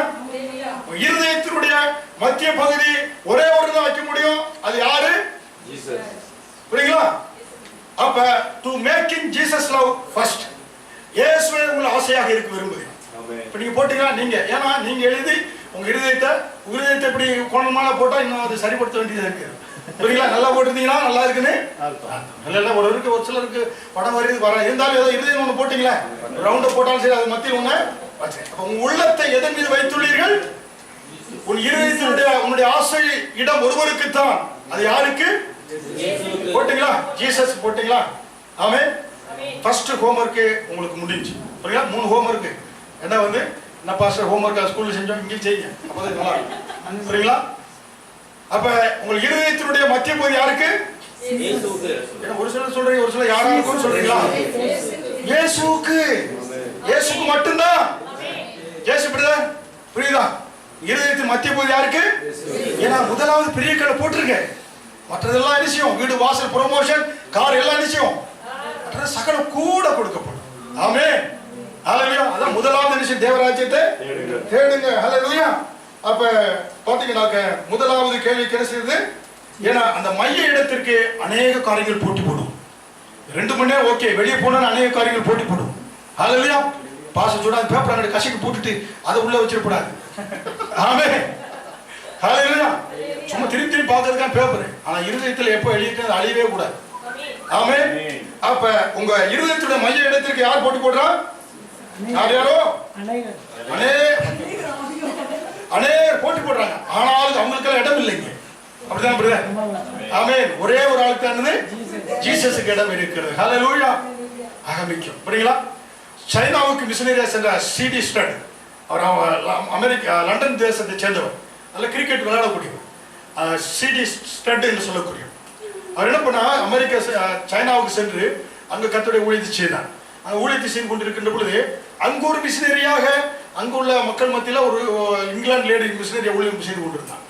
பின்னால் ஊழியம் செஞ்சுட்டு இருக்கும்போது பார்த்தீங்கன்னா திருமணம் முடிக்கும் போது இந்த சகோதரி சரி நீங்க ஊழியக்காரர் இருக்கீங்க, நான் ஊழியம் செஞ்சுட்டு இருக்கேன், மேனேஜ் பண்ணுவோம் சொல்லிட்டு திருமணம் செய்து கொண்டாரு. அவங்க திருமணம் செய்து கொண்ட உடனே சீடிஸ்டட் மனைவிட்ட சொன்னாரு, ஏமா வந்து நீ ஒவ்வொரு நாளும் நீங்க வந்து ஜெபிக்கின்ற பொழுது, ஏன்னா வந்து மிக முக்கியமாக ஒவ்வொரு நாள் நீ ஜெபிக்கின்ற பொழுது என்ன செய்யணும்னாக்கா, நீ இந்த ஜெபத்தை நீ செய்ய வேண்டும். எப்படி செய்யணும்னாக்கா, ஏன்னா இயேசுவே நீர் நான் உன்னை அதிகமாக நேசிக்கிறேன், என் இருதயத்தில் உமக்கு தான் முதலிடம். நீ அப்படி நீ சொல்லி ஜெபிக்கலாம், கணவன் என்ன நீ என்ன செஞ்சிருவ? உன் விக்கிரமா வச்சிருவ உள்ளத்துல. நான் உன்னை நல்லா நேசிக்கிறேன், நல்லா கவனிக்கிறேன். ஆனா நான் முதன்மை இடத்துல போயிட்டா இயேசு இரண்டாவது இடத்துல நினைச்சுவாரு, போயிடுவாரு. அப்படி ஒவ்வொரு நாள் ஜெபிக்கும் போது இயேசுவே நீரே என் ஆசையாக இருக்கும். ஹல்லேலூயா. நீர் என்ன ஆசையாக இருந்தா என் கணவன் மேல ஆசை நல்லா இருக்கும். நான் சொல்றது புரியுங்களா? இயேசு மேல ஆசை நல்லா இருந்துச்சுன்னா கணவன் மேல கடைசி வரை என் மேல ஆசை எப்படி இருப்ப? நல்லா வச்சிருவேன். நீ என்ன நீ மேல ஆசை வச்சுட்டு ஆண்டவர் ரெண்டாவது வச்சுட்டா, நான் ஒரு நாள் கோபத்துல ஏதோ பேசி ஏசிட்டுனாக்க என்ன செஞ்சிருவேன்? நீ என்ன அது நல்லா இருக்காது. ஏன்னா நீ சரியான அன்பா இருக்காது. இயேசு மேல ஒண்ணு ஆசையா இருக்குன்னு பொழுது என் மேல நீ கடைசி வரை அன்பு சரியா என்ன செய்ய முடியும்? செலுத்த முடியும். இன்னைக்கு அநேகருக்கு வாழ்க்கையில் வம்புக்கு காரணம் என்ன? ஆண்டவர் மேல சரியா அன்பு செலுத்த முடியல. ஹல்லேலூயா. சீடிஸ் சொன்னாரு, தன் மனைவியிட நான் சொல்லாமல் போயிட்டுனாக்க என் மனைவி என்ன விக்கிர ஆராதனை என்ன முதன்மையா வச்சு என்ன விக்கிரமா மாத்திடுவான். அதனால இயேசுவை நீ முதன்மை வச்சுட்ட, என் மேல பிள்ளைங்க மேல எல்லாரும் மேல எப்படி செலுத்துவ? அன்பு செலுத்துவ. ஹல்லேலூயா என்று சொன்னார்கள். ஹல்லேலூயா. மறந்து விடக்கூடாது. முதல்ல பெரிய கல்ல போடாட்டி யார் என்ன செய்யாது? இரண்டாவது ஹல்லேலூயா. ஃபர்ஸ்ட் பிக் ராக் இஸ் என்ன? ஜீசஸ். உங்க வாழ்க்கையோட முதன்மையான ஆசை யாரா இருக்கணும்? இயேசுவாக என்னவா இருக்கணும்? ஆசையாக இருக்கணும். எந்த ஆசை? முதல் ஆசை. அதான் மிக முக்கியம். ஆமென். புரியுங்களா? நீங்க அநேகர் சொல்லுவாங்க, நல்லா தோசை சுட்டு கொடுக்குறேன், அங்க தோசை சுட்டுறாள் மேல ஆசை வச்சிடாதீங்க, இயேசு மேல ஆசை வைங்க. ஆமென். ஹல்லேலூயா. இயேசு மேல ஆசை வச்சிட்டீங்கன்னா அப்புறம் தோசை நல்லா கிடைக்கும். ஆமென். கர்த்தர் நல்லவர். ஒரு சிரிப்புக்காக சொல்றேன். ஆமென். ஹல்லேலூயா. அப்ப முதல் கல் என்னது? முதல் உங்களுடைய ஆசை பேஷன் என்னது? இயேசுவாக இருக்க வேண்டும். இரண்டாவது உங்களுடைய வாழ்க்கையினுடைய பெரிய கல், உங்க வாழ்க்கை ஜார்ல செகண்ட் பிக் ஸ்டோன் என்னன்னாக்க இரண்டாவது உங்களுடைய ஆசை, இரண்டாவது உங்களுடைய கல் என்னன்னாக்க மிஷன். ஒன்னு என்னது? பேஷன். இரண்டாவது மிஷன். மிஷன் என்னது? உங்களுடைய பர்பஸ், உங்களுடைய லட்சியம். தமிழ் என்னது? லட்சியம். Purpose. Purpose of a person, purpose of a company, purpose of a organisation. அதுதான் மிஷன் என்று சொல்லுவோம். புரியுங்களா? அப்ப குறிப்பாக கம்பெனிகள்ல பயன்படுத்துவாங்க. அது என்ன பண்ணுவாங்க? மிஷன். மிஷன்னா MISSION. புரியுங்களா? அப்ப ஒவ்வொருவருக்கும் என்ன இருக்கு? ஒரு லட்சியம் இருக்கிறது. ஹல்லேலூயா. புரியுங்களா? பாஸ்டர் எப்படா பிரசங்கம் நிப்பாட்டுவாரு, சாப்பிட்டு படுத்துருவோம் அப்படின்னு நைட் டியூட்டி முடிச்சவங்களுக்கு ஒரு இருக்கு லட்சியம். புரியுங்களா? ஏன்னா உட்கார்றது எவ்வளவு கஷ்டமா இருக்கு. ஏன்னா நைட்டு முடிச்சுட்டு வந்துருக்கும்ல. புரியுங்களா? ஒருத்தர் காலை எழுந்திரிச்சோன்னே டீ குடிக்கணும், காபி குடிக்கணும் அப்படின்னு ஒரு லட்சம் இருக்கும். புரியுங்களா? ஒவ்வொரு காலை எழுந்திரிச்சனும் தோசை, இட்லி, பொங்கல், வடை சாப்பிடும். புரியுங்களா? காலை அது ஒரு லட்சியமாக இருக்கும். புரியுங்களா? ஒவ்வொரு காலை எழுந்திரிச்சனும் ஒவ்வொருத்தரும் ஒரு லட்சியம் இருக்கும். காபி குடிக்கணும், அது குடிக்கணும். ஹல்லேலூயா. ஏன்னா இந்திய மக்கள் இருக்கு, அநேகர் இந்திய மக்களுக்கு சுகர் மற்றதுக்கு ஏற காரணம் எங்க தாத்தா காலேஜ் இட்லி தோசை சாப்பிட்டாரு, ஏன்னா வடை சாப்பிட்டா நானும் சாப்பிட்டேன். ஆமென். ஹல்லேலூயா. அதனால என்ன ஆயிடுச்சு? பிரஷர் இந்த இதெல்லாம் தூக்கி எறிங்க, அதெல்லாம் தூக்கி எறிங்க, பாரம்பரியங்களை தூக்கி எறிஞ்சு ரொட்டி சாப்பிட்ட காலில் ஓட்ஸ் சாப்பிடுங்க. ஹல்லேலூயா. சரீரத்தை நன்றாக வைத்துக் கொள்வதற்கு அது நல்ல காரியம். தாத்தா சாப்பிட்டாரு, இட்லி சாப்பிட்டாரு, தோசை இட்லி நல்லா அரைச்சாரி சாப்பிட்டு இன்னைக்கு என்ன ஒரு மாதிரி உடம்பு போயிருக்கு. ஆமென். ஹல்லேலூயா. புரியுங்களா? ஏன்னா ஒரு 10 வருஷம் ஒரு சிஸ்டர் கேட்டாங்க, அவங்க கணவர் இந்த ஜீவன் பிரியாஸ் சிஸ்டர் நீங்க இப்படி இருக்கீங்க அப்படி கேட்டாங்க. அம்மா எப்படின்னா காலைல அதெல்லாம் சாப்பிட்றது இல்லை, நான் டெய்லி காலையில 4 தோசை 2 இட்லி சாப்பிட்டு தான் ஹாஸ்பிட்டல் 4 தோசை 2 இட்லி, உடம்பு கால் வலிக்கு கை வலிக்குது அப்படின்னாங்க. புரியுங்களா? 4 தோசை 2 இட்லி. புரியுங்களா? ஏன்னா எங்க அம்மா அப்படி சாப்பிட்டாங்க, தாத்தா அப்படி சாப்பிட்டாங்கன்னா அதெல்லாம் எடுத்து தாத்தா பாட்டி சாப்பிட்டதெல்லாம் நல்லா வேலை பார்த்தாங்க, வேலை பார்த்தாங்க, அது ஓகே. இப்போ நம்ம ஏற்காடு ரூம்ல இருக்கிற அநேகர் அதனால அதெல்லாம் என்ன செய்யணும்? ஆசையாக காலையில இருந்து ஒவ்வொருவருக்கும் ஒரு என்ன இருக்கு? பர்பஸ், நோக்கம். என்ன அநேகர் நம்ம என்ன செய்யறோம்? வாழ்வதற்காக சாப்பிடும், சாப்பிடுவதற்காக வாழக்கூடாது. அது நம்முடைய பர்பஸாக இருக்கக்கூடாது. சாப்பிடுவதற்காக என்ன செய்யக்கூடாது? எப்படா மணி அடிப்பாங்க கோப்பிக்கு, எப்படா சாப்பாட்டு நேரம் வரும் 12னா 11:50, சாப்பிடுவதற்காக வாழக்கூடாது. வாழ்வதற்காக என்ன செய்யணும்? அதான் நம்முடைய பர்பஸாக இருக்கு. ஆமென். ஆமென். ஹல்லேலூயா. நம்ம வாழ்க்கையில் ஒவ்வொருவருக்கும் என்னண்டு ஒரு லட்சியம் உண்டு. ஆமென். நோக்கம். புரியுங்களா? அவிசுவாசிக்கு ஒரு நோக்கம், எப்படா வேலையை முடிக்கும், வீட்டுக்கு போய் டிவியை பார்ப்போம்டான்னு இருக்கும். புரியுங்களா? விசுவாசிக்கு ஒரு நோக்கம், தனி வித்தியாசம். பிலீவருக்கும் அன்பிலீவருக்கும் வாழ்க்கையில நோக்கங்கள். நமக்கு விடுமுறை கிடைச்சா தேவாலயத்துக்கு வந்துடும். புரியுங்களா? பாருங்க, இந்த சனி ஞாயிறு வந்தாலே ஒரு உற்சாகம் வந்துடும். எல்லாத்தையும் மறந்து தேவ சமூகத்திலிருந்து ஆராதி தூச்சு சுங்கக்காடு போய் இங்க வந்து அது உற்சாகம் பாருங்க, அது போற அலாதி இன்பம் வர எதுல இருக்காது. புரியுங்களா? இதே செவ்வாய்க்கிழமை வர்றதுக்கும் சனி ஞாயிறு வர்றதுக்கு வித்தியாசம் சபைக்கு. புரியுங்களா? வேலையிலிருந்து அங்கே டயர்டாக வந்து ஒரு மாதிரி வருவீங்க. ஆனா மற்ற நாள், ஏன்னா நமக்கு இந்த ஆசை, இந்த ஆண்ட சமூகத்து வரும்போது எல்லாத்தையும் மறந்து ஒரு புதிய உற்சாகம் நமக்கு கிடைக்கக்கூடியதாக இருக்கு. அது பிலீவருக்கும் அன்பிலீவருக்குள்ள ஒரு வித்தியாசம். ஆமென். அப்ப என்னன்னாக்க மிஷன் என்று சொன்னா, நீங்க செய்கிற காரியங்கள் ஏன் செய்கிறீர்கள், எதற்கு செய்கிறீர்கள், அதான் முக்கியம். புரியுங்களா? பர்பஸ். ஒரு காரியத்தை செய்யறோம்னா ஏன் செய்யறோம், எதற்கு செய்யறோம் அப்படி யோசிச்சு பார்க்கிறது தான் இரண்டாவது பெரிய கல். இரண்டாவது பெரிய கல் என்ன ஜார்ஜ், புரியுதா? இரண்டாவது பிக் ஸ்டோன் என்னது? மிஷன். மிஷன் என்னது? பர்பஸ். பர்பஸ் என்னது? நோக்கம் என்னது? லட்சியம் என்னது? ஏன் செய்யணும்? நீ சபைக்கு வர்றோம், பைபிளை தூக்கிட்டு வரோம், இவங்க ஏன் வந்தோம், எதுக்கு வந்தோம்? வாழ்க்கையை மாற்றக்கூடிய செதுக்கக்கூடிய சத்தியங்களுக்காக வந்திருக்கிறோம். ஆவியானவரை கனப்படுத்த வந்திருக்கிறோம். அவர் சொல்லியிருக்கிறார், என்ன கனப்படுத்துவார்? பிதாவானவர் கனப்படுத்துவார். ஹல்லேலூயா. எந்த காரியம் செய்தாலும் ஆதாயம் இல்லாம ஆத்துல யாரும் இறங்க மாட்டாங்க. புரியுங்களா? புரியுங்களா? அப்ப எந்த காரியம் செய்தாலும் அதுல என்ன இருக்கணும்? ஒரு நோக்கம் இருக்கணும், ஒரு பர்பஸ் இருக்கணும். எதற்கு செய்யறோம், ஏன் செய்யறோம் புரியும். இல்லாட்டி ஏதோ போகுது ஜல்தாக வண்டி போயிட்டு இருக்கு, வாழ்க்கை ஓட்டக்கூடாது. ஏதோ காலையில் எழுந்து எல்லாரும் மாதிரி தடவை 7-8 மணி வேலைக்கு என்ன அநேகர் நம்ம இந்திய பார்க்குறேன். 8 மணி வேலைக்கு 7:30 எழுந்திப்பான். எல்லாம் குளிச்சேன், நானும் குளிச்சேன், எல்லாம் சாப்பிட்டேன், நானும் சாப்பிட்டேன், வேலைக்கு போனேன், வந்து படுத்தேன், வந்து ஒரு நோக்கமே இல்லை. அப்படி போயிடக்கூடாது. புரியுங்களா? எதற்காக இங்கே வந்தோம், எதற்காக வாழ்ந்து கொண்டிருக்கிறோம், நமக்கு பின்னால என்ன, எதுக்காக அனுப்பி விட்டாங்க, அதெல்லாம் என்ன செய்யணும்? நம்ம யோசிக்க கூடாதா? யோசிக்கணும். ஆமென். பாருங்க, ஒரு வாலிபன், 12 வயது வாலிபன், உண்மையில் நடந்தது. பங்களாதேஷ், வெஸ்ட் பெங்கால் இருக்குல்ல, மேற்கு வங்காளத்துக்கும் பங்களாதேஷுக்கும் ரெண்டும் வந்து லேண்டு, ஒரே லேண்டு தான். இடையில செயின் ஃபென்ஸ் வச்சிருக்கிறாங்க. பாகிஸ்தானுக்கு இங்கே பாருங்களேன், இந்தியாவுக்கும் தனியோ கடல் தாண்டில ஒரே லேண்டு தான். ஒரு சைடுல ஒரு முள்வேலி தான்.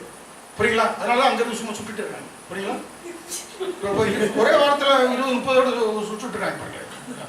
ஏன்னா ஒரே ஒரு வேலி தாங்க, 2 வேலை எடுத்து பார்த்துக்கலாம். புரியுங்களா? இப்படி பார்த்துக்கலாம். அந்த சோல்ஜர் பார்த்துக்கலாம். கிராமத்துக்காரர் பாடல இருக்காங்க. இந்த கோழி அந்த அங்க போயிடும், அந்த அடியில் கோழி அங்கிட்டு போயிடும். நீ டிவி பார்த்தா தெரியும். புரியுங்களா? அதெல்லாம் பாருங்க, இங்க ரிவர்ல இந்திய சோல்ஜர் இந்த ரிவர்ல போட்ல ஏறி இது பண்ணிட்டு இருக்கும், தாண்டி நேரம் வந்தோடனே இந்த ரிவர் அங்க உள்ள போயிட்டான், அங்குக்குள்ள போயிட்டான். அந்த போட்டு அந்த போயிடுச்சு. புரியுங்களா? ஒரே பாடு தான், சும்மா வந்து உசிலம்பட்டி ஆண்டி வெட்டி மாட்டான். புரியுங்களா? வந்து இது இப்போ நம்ம நினைச்ச ஒரு தேசம் மலையை தாண்டி போகணும் அப்படின்னு கிடையாது. புரியுங்களா? அப்படி தேசம் பங்களாதேஷுக்கும் வெஸ்ட் பெங்கால் மேற்கு வங்காளத்துக்கும் ஒரு 12 வயது வாலிப ஒரு பையன், அவன் பேர் வந்து மொஹிதீன் என்று சொல்லக்கூடிய அந்த 12 வயசு பையன் ஒவ்வொரு நாளும் இந்த வெஸ்ட் பெங்கால்ல இருந்து பங்களாதேஷுக்கு போவான். சைக்கிள்ல போவான். அங்கே செக் போஸ்ட் இருக்கும், பார்டர் செக்யூரிட்டி போஸ்ட், இந்தியனுடைய பார்டர் செக்யூரிட்டி போஸ்ட், பிஎஸ்எஃப் காரங்க இந்த செக்யூரிட்டி போஸ்ட், அந்த செக் போஸ்ட் இருக்குல்ல, செக் போஸ்ட்ல செக் பண்ணுவாங்க. இவன் அங்கே போவான் பங்களாதேஷுக்கு போயிட்டு சாயங்காலம் வருவான், திரும்பி வருவான். சரிங்களா? இவன் பார்த்துருக்குறாங்க பாருங்க. பார்த்தீங்கன்னாக்கா இவனை வந்து ஒவ்வொரு நாளும் பாருங்க, ஒரு சைக்கிளில் ஒரு ஹேண்ட்பாரில் அரிசி மூட்டை கொஞ்சம் அரிசியில் கொண்டு அங்கே பங்களாதேஷுக்கு போவான். இப்படி போயிட்டே இருந்திருக்கான். இப்போ இந்த பார்டர் செக்யூரிட்டி ஃபோர்ஸு இந்த ஆஃபீஸர் இந்த இந்தியாவில் ஒரு இவன் இந்த வாலிப 12 வயது பையன் இப்படி செக் பண்ணுறோம். இவன் போகிறான், உள்ளே போகிறான். ஒவ்வொரு நாளும் இவன் வந்து இவன் சைக்கிளில் அரிசி எடுத்துகிட்டு போகிறான். அதனால இவனை கூப்பிட்டு ஒரு நாள், டே தம்பி, ஏன்னா உங்களுக்கு வந்து நீ ஒவ்வொரு நாள் போயிட்டு இருக்க, நான் உங்களை செக் பண்ணுறோம், நீ அரிசி கொண்டு போயிட்டு இருக்க, முன்பே அதுக்குள்ளே ஏதாவது நீ கோல்டு வேற ஏதாவது போதைப் பொருளாக கொண்டு போய் கடத்துறியா அப்படி கேட்டிருக்கேன். நீ சொல்லிட்டா, இனிமேல் சொல்லிட்டுனாக்க நான் உன்னை இனிமேல் யூஸ் பண்ணால் செக் பண்ண மாட்டோம் அப்படின்ட்டு இவங்க செக் பண்ணுறாங்க ஒரு நாளும். ஆனாலும் இப்போ டெய்லி கொண்டு போயிட்டு இருக்காங்க. டெய்லி நினைச்சான் ஒரு சைக்கிளில் அங்கே நினைச்சான் சைக்கிளில் போகிறான், சைக்கிளில் கொண்டு போயிட்டு இருக்கான். அப்போ அந்த ஆஃபீஸர் கூப்பிட்டு அவன்கிட்ட கேட்டார். யார்கிட்ட கேட்டான்? அவன் அந்த பையன்கிட்ட கேட்டான். அப்போ கேட்கும்போது அவன் என்ன சொன்னான்னாக்க, சார் நான் ஒவ்வொரு நாளும் சைக்கிள் அரிசிங்க கொண்டு போய் கொண்டு இருக்கிறேன். ஆனால் இந்த பையன் வந்து பாருங்க சைக்கிள் எல்லாம் அரிசி செக் பண்றாங்க, சின்ன மூட்டை செக் பண்றாங்க, எல்லாத்தையும் செக் பண்ணி பாக்குறாங்க. ஒன்றும் இல்லை, போயிட்டு தான் வரான். எதுக்குடா நீ போயிட்டு வரனா, இவன் ஒவ்வொரு நாளும் அந்த சைக்கிள் அங்கே உள்ள போகும்போது ஒவ்வொரு நாளும் ஏன்னா ஒரு புதிய ஹெர்குலிஸ் சைக்கிளை உள்ள கொண்டு போறான். ஹெர்குலிஸ் சைக்கிளை கொண்டு போயிட்டு சைக்கிள் அங்கே வித்துட்டு ஒரு பழைய சைக்கிள் திரும்பி வரான். புரியுங்களா? இல்லை வரும்போது எந்த கூட வரான். அவன் ஒவ்வொரு நாளும் போகும்போதும் அவன் ஒரு புதிய ஹெர்குலிஸ் ஒரு நல்ல சைக்கிள் கொண்டு போயிட்டு உள்ள போய் அங்கே விற்கிறான். பாருங்க, அவன் போயிட்டு வரான். அவனுடைய மிஷன், அவனுடைய குறிக்கோள் என்ன, நோக்கம் என்ன? துட்டு சம்பாதிப்பதற்காக சைக்கிளை விற்பது. ஆமென், ஹல்லேலூயா. அதே போல நம்முடைய வாழ்க்கையில ஏன்னா நீங்க வரலாம், சிங்கப்பூர் வரலாம், ஒரு பெர்மிட்டா எனக்கு இருக்கு, வேலை பார்த்துட்டு இருக்கலாம். ஆனா உங்களுடைய நோக்கம் என்ன? உங்களுடைய பர்பஸ் ஆஃப் வாழ்க்கையினுடைய நோக்கம் என்ன? ஐயா நான் ஒரு பெர்மிட் தான், நான் ஒரு பெர்மிட் பாஸ் தான் வச்சிருக்கேன், நான் எஸ் பாஸ் தான் வச்சிருக்கேன், நான் பிஆர் தான் வச்சிருக்கேன் ஏன்னு சொல்லலாம். ஏன்னா பார்க்கிறவங்களுக்கு நீ அப்படியே தெரியலாம். நான் உன்னோட வாழ்க்கையினுடைய நோக்கம் என்ன, உன்னுடைய லட்சியம் என்ன? ஆமென். அது மிக மிக முக்கியம். ஹல்லேலூயா. புரியுங்களா?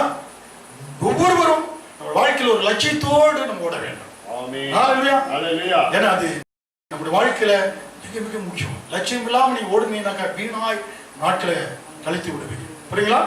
நமக்கு அப்ப இந்த பையன் டெய்லி போயிட்டு இருந்தா அவனுடைய நோக்கம் என்ன? சைக்கிள் சம்பாதிப்பதற்கு புது சைக்கிள் டெய்லி கொண்டு போய் கொண்டு இருந்தான் என்று பார்க்கிறோம். ஹல்லேலூயா. அப்ப நம்முடைய வாழ்க்கையில ஆண்டவர் என்ன இருக்கா, நம்ம வேத வசனத்தை நாம் பார்த்தோம் என்றால் நம்முடைய வாழ்க்கை கர்த்தருடைய நாமத்தை மகிமைப்படுத்தக்கூடியதாக இருக்கும். உங்களுடைய லட்சியம். ஆமென். புரியுங்களா? உங்க லட்சியம் கர்த்தருடைய நாமத்தை என்ன மகிமைப்படுத்தக்கூடியதாக இருக்கு. முதல்ல சொன்ன முதல் கல் என்ன கல்லு? ஆசை. இந்த ஆசை இயேசுவாக இருக்க வேண்டும் என்றால் ஆசை உங்களுக்கு அதிகமாக ஒவ்வொரு நாளும் செக் பண்ணணும். ஒவ்வொரு நாள் செக் பண்ணி பார்க்கணும்னாக்க நீங்க வேத வசனத்தை வாசிக்கணும். அப்பதான் ஆண்டவர் உங்களோடு பேசுவார். அப்பொழுதுதான் அவரோட அதிகமா நீங்க ஆசை செலுத்த முடியும். ஆண்டவரோடு பழகணுங்க. உலகத்துல பழகிறத காட்டில ஆண்டவரோடு எடுத்து பழகுங்க. ஹல்லேலூயா. அடுத்த ஆளோட பழகிறத காட்டில ஆண்டவரோடு அதிகமாக பழகுங்க. அடுத்த ஆளோட பல சிக்கலை கொண்டு வரும். ஹல்லேலூயா. ஆண்டவரோடு பழகிறது ஆசீர்வாதத்தை கொண்டு வரும். ஆமென். ஆவிக்குரிய பிள்ளைகளோடு பழகுங்க. ஏன்னா அளவோடு பழகுங்க. புரியுங்களா? யாரோடு பழகினாலும் அளவோடு பழகு. ஹல்லேலூயா. இன்றைக்கு என்ன நினைக்கிறோம், 2 நிமிஷம் பிரதர் சோத்திரம் வேணாம் அப்படிங்கிறோம். அதுக்கப்புறம் என்ன வழி இல்லை, அடுத்தவங்க சப்ஜெக்ட் எடுத்துரும். அவர் இப்படி இவர் இப்படி. புரியுங்களா? சப்ஜெக்ட் எடுத்துடுறோம். புரியுங்களா? ஏன்னா வேற எப்படியும் முகத்தை எப்படி பார்த்துட்டே இருக்கு 2 பேரையும். 2 பேருக்கும் ஒரு உற்சாகம் உண்டானா சொன்னோட அவர் நிமிர்ந்து உட்காந்துறாரு. பாட தீனி போட்டாச்சு, சேலம் ஃபீல்டு. ஆமா, புரியுங்களா? அதெல்லாம் நமக்கு வேணும். ஹல்லேலூயா. இயேசு மேல ஆசை பைபிள் எடுக்கப்படுது. பார்ப்போம், இந்த வசனத்தை விடுங்க, அந்த வசனத்தை விடுங்க. ஆமென். புரியுங்களா? விடுத்து நம்ம ஆண்டவர் மேல பைபிள் படிக்கணும். இதெல்லாம் பிரதர் நெப்போலியன் பிரதர் தனிமையில் இருந்தார். நல்லா வேத வசனங்கள் ஆராய்ந்து பார்த்து சமாதானத்தை குறித்து நேற்று பிரசனம் பண்ணார். அவ்வளவு வசனங்கள் எடுத்து. ஆமென். அப்படி எடுத்து ஒவ்வொரு டாபிக் எடுத்து நீங்க அனசி ஆராய்ந்து பாருங்க. ஆமென். கர்த்தர் உங்களுக்கு உதவி செய்வார். ஹல்லேலூயா. அப்ப மிக முக்கியம்னாக்க உங்களுடைய வாழ்க்கையில் இரண்டாவதாக நீங்க எதை செய்தாலும் தேவனுடைய நாம மகிமைக்காக செய்ய வேண்டும். உங்களுடைய பர்பஸ், உங்க லட்சியம் எதற்கு? புரியுங்களா? உங்க லட்சியம், உங்களுடைய நோக்கம் இயேசுவை பெரிதாக காண்பிக்க வேண்டும். யாரை பெரிதாக காண்பிக்கணும்? Big stone. உங்களுடைய மிஷன் இயேசுவை பெரிதாக நீங்க என்ன செய்யணும்?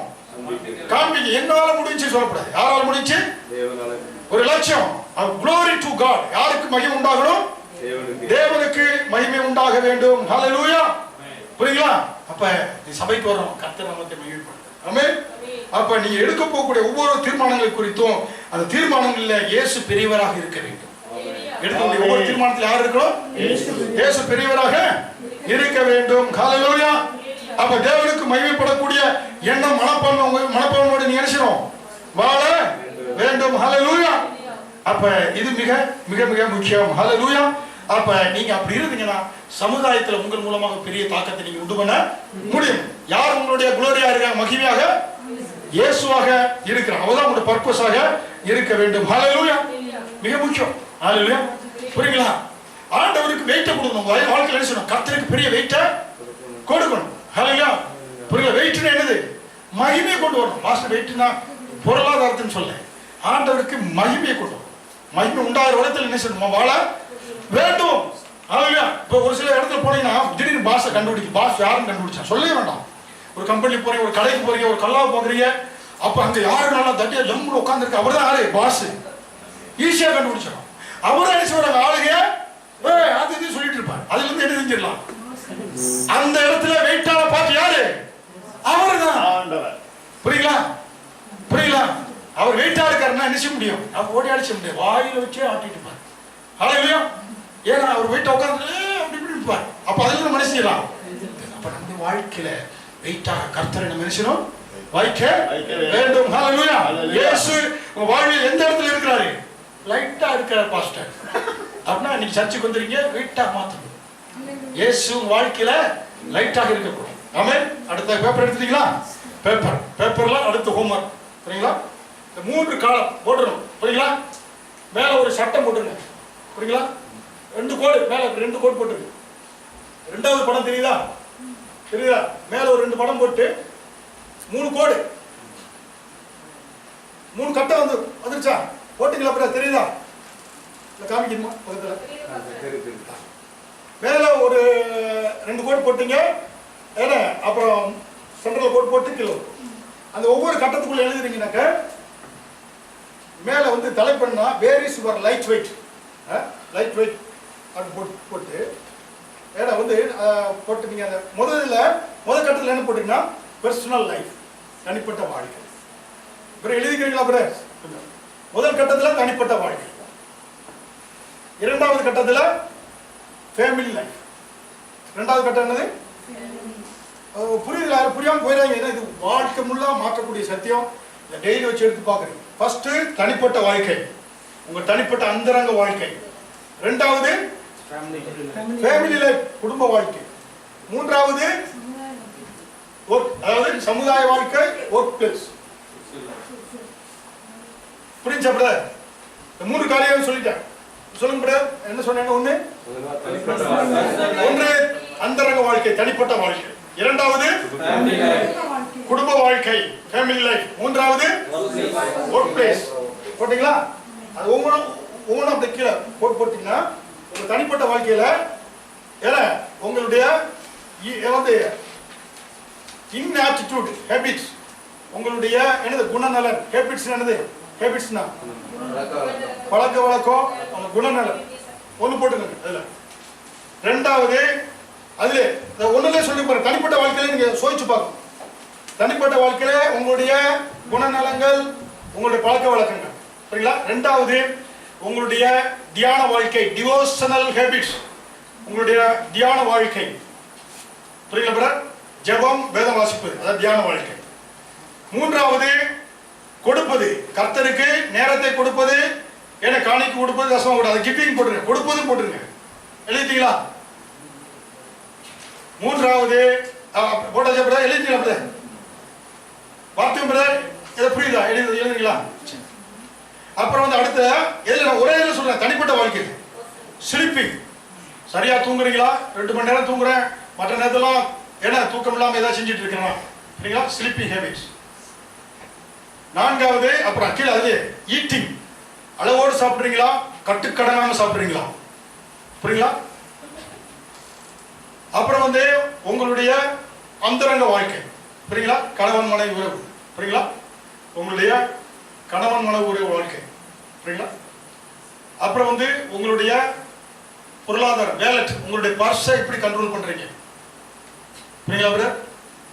இதெல்லாம் சில காரியங்கள் தனிப்பட்ட வாழ்க்கை சொல்லியிருக்கேன். உங்க தனிப்பட்ட வாழ்க்கையில் நீங்க தனிப்பட்ட வாழ்க்கையில பேசுறது, நீங்க பேசுறீங்களா, உங்க பேச்சு தனிப்பட்ட வாழ்க்கையில கர்த்தர் நாம மையப்படுற மாதிரி பேசுறீங்களா செக் பண்ணிக்க. நான் ஒரு உதாரணத்துக்கு சொன்னேன் பிரதர். இப்போ உங்க வாழ்க்கையே doctor medical shop health screening பண்ண மாதிரி பண்ணிட்டு இருக்கேன் உங்க ஆவிக்குரிய வாழ்க்கை புரியுங்களா. சொல்லிட்டு இப்ப புரியுதுல பிரதர்? புரியுதா? 2வது காலம் ஃபேமிலி லைஃப். ஃபேமிலி லைஃப் போட்டீங்களா? அதுல ரிலேஷன்ஷிப், கணவன் மனைவி உறவு. பாஸ்டர் அங்க போட்டுட்டு தனிப்பட்ட வாழ்க்கை நான் கணவன் மனைவி இல்ல, அது அந்தரங்கத்தை சொன்னது. கணவன் இது கணவன் மனைவி உறவு எப்படி இருக்கிறது? கணவன் மனைவி ரிலேஷன்ஷிப் பிட்வீன் யுவர் ஸ்பௌஸ் புரியுங்களா. 2வது ரிலேஷன்ஷிப் பிட்வீன் யுவர் சில்ட்ரன், பிள்ளைகளோடு எப்படி உறவு இருக்கு. relationship between your extended family, parents, brothers, sister, relationship between your church brothers, relationship between your working place people. இதெல்லாம் வந்து இப்போ அது ஒர்க்கிங் போயிடும். ஃபேமிலியில், உறவுல, ஃபேமிலி லைஃப்ல எழுதிட்டீங்களா பிரதர்ஸ்? எழுதி அடுத்து போகலாமா? அம்மா புரிஞ்சுலாமா? தேவைப்பட்டு சரி. அடுத்து ஒர்க் பிளேஸ். ஆமாம், வேணா இதை நம்ம அப்புறம் வந்து போட்டாக்க இதை எடுத்து இருக்கலாம். அதுக்காண்டி எழுத முட்டுறாங்க. ஏன்னா இந்த பைபிளை டெய்லி வச்சு பார்க்கணும். அதுக்காண்டி தான் உங்கள் பிள்ளைகள் எல்லாருக்கும் சொன்னீங்கன்னா வாழ்க்கை ஆவிக்குரிய வாழ்க்கை மாட்டோம். இன்னும் தெளிவாக பாருங்கனாக்கா உபவாசம் கொடுத்துருவாங்க. அன்னைக்கு இன்னும் கொஞ்சம் தெளிவாக உங்களுக்கு எல்லாம் அதை பிரிண்ட் பண்ணி கொடுப்போம். சரிங்களா? அடுத்து மூன்றாவதாக என்ன வேலை? Working place. அதில் என்னன்னாக்கா ஓடிட்டு இருக்கே பாருங்க. சரி, சன்மார்க்க நெறி, அதாவது இன்டெகிரிட்டி, உத்தமம். புரியுங்களா? வேலை இடத்துல உத்தமம் நடக்கிறீங்களா? உங்க எஜமான் யாரு? தான் லீ, அவரா உங்க எஜமான்? புரியுங்களா? உத்தமம், வேலை இடத்துல உத்தமம் நடக்கிறீங்களா? புரியுங்களா? குணமா இருக்கிறீங்க, எல்லாத்தோட குணசாலியா இருக்கீங்களா? எப்படி இருக்கீங்க? நற்குணசாலியா இருக்கீங்களா? சாட்சி, உங்களால் சாட்சி சொல்ல முடியும். வேலை இடத்துல உங்களுக்கு குறித்து பேச முடியுமா? சாட்சியுள்ள வாழ்க்கை. வேலை இடத்துல ஆண்டவரை குறித்து நீங்க ஷேர் பண்றீங்களா? சுவிசேஷம் சொல்றீங்களா? அப்ப உன்னுடைய வாழ்க்கையில எழுதிட்டீங்களா பிரதர்ஸ்? 3 எழுதிட்டீங்களா? 3 காலம் எழுதியாச்சுல? எழுதியாச்சுனாக்க இந்த இதுல ஏன்னா வந்து இந்த 3 இதுல ஏதாவது இந்த இடத்துல நான் வந்து கர்த்தருக்கு வெயிட்ட தனிப்பட்ட வாழ்க்கையில ஆண்டவருடைய வெயிட் குறையுதா பார்க்கணும். முதல்ல ஆண்டவருடைய வெயிட் குறையுதா? புரியுங்களா? என்னுடைய பெர்சனல் வாழ்க்கையில வாயிலிருந்து வர வார்த்தையே கடிக்கிற மாதிரி இருக்கணும். உன் குணநலனே சரியில்லை, கர்த்தருடைய வெயிட் அங்க குறையுது.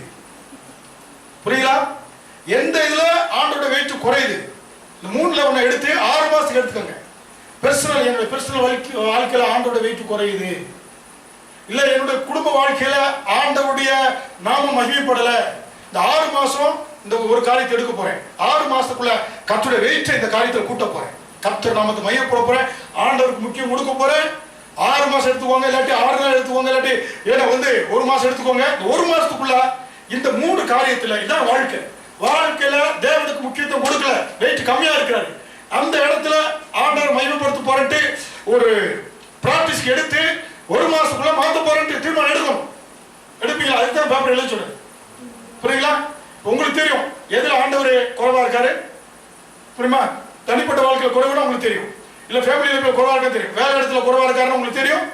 ஏன்னா எதுல கர்த்தருடைய நாமத்தை ஆண்டவர் நாமத்தை நான் திருடுறேன், ஆண்டவர் பிள்ளை சொல்லிட்டு அங்க போயிட்டு அவன் சினிமா பாட்டு பாடிக்கிட்டு கண்டன் ஏச்சிட்டு இருக்கும் போது கர்த்தர் நாமம் அங்க என்ன செய்கிறது? தூசிக்கப்படுகிறது. ஆண்டவருடைய குளோரியை நான் திருடிட்டேன். இனிமேல் ஆண்டவருடைய குளோரியை நான் நினைச்ச மாட்டேன், மகிமையை நினைச்ச மாட்டேன், அந்த மகிமையை நான் ஸ்டீல் பண்ண மாட்டேன். புரியுங்களா? ஆமென். அப்ப என்ன செய்யணும்? 3 காரியத்துல யோவான் 3:30 படி அவர் பெருகணும், நான் சிறுகணும். யார் பெருகணும்? அவர் பெருகணும், நான் சிறுகணும். யோவான் 3:30 சொல்றாரு, அவர் பெருகணுங்க. என் தனிப்பட்ட வாழ்க்கையில இயேசு பெருகணும், நான் சிறுகணும். என் குடும்ப வாழ்க்கையில அவர் பெருகணும், நான் சிறுகணும். என் வேலை இடத்துல அவர் பெருகணும், நான் சிறுகணும். அப்படி சொல்லுகின்றபடியா 31 வருஷத்துல அவரே மேலானவர், இயேசுவே மேலானவர். அவர்தான் பிக்ராக். அவர் முதல்ல போடுங்க, முதல்ல அந்த ஸ்டோனை போடுங்க, அந்த பிக்ராக் போடுங்க, மேலானவர் போடுங்க. அப்பனாக்க ஏன அவர் பெருகணும், நீங்க சிறுகும் போது உங்களை அவர் உயர்த்திடுவாரு. ஆமென். ஹல்லேலூயா. பிரயோஜனமா இருக்குதா? அப்புறம் பாத்துக்கிறோமா? ஹல்லேலூயா. இன்னொரு காரியம் ஒண்ணு இருக்குது, அது இன்னொரு நாளைக்கு பாத்துக்கலாமா?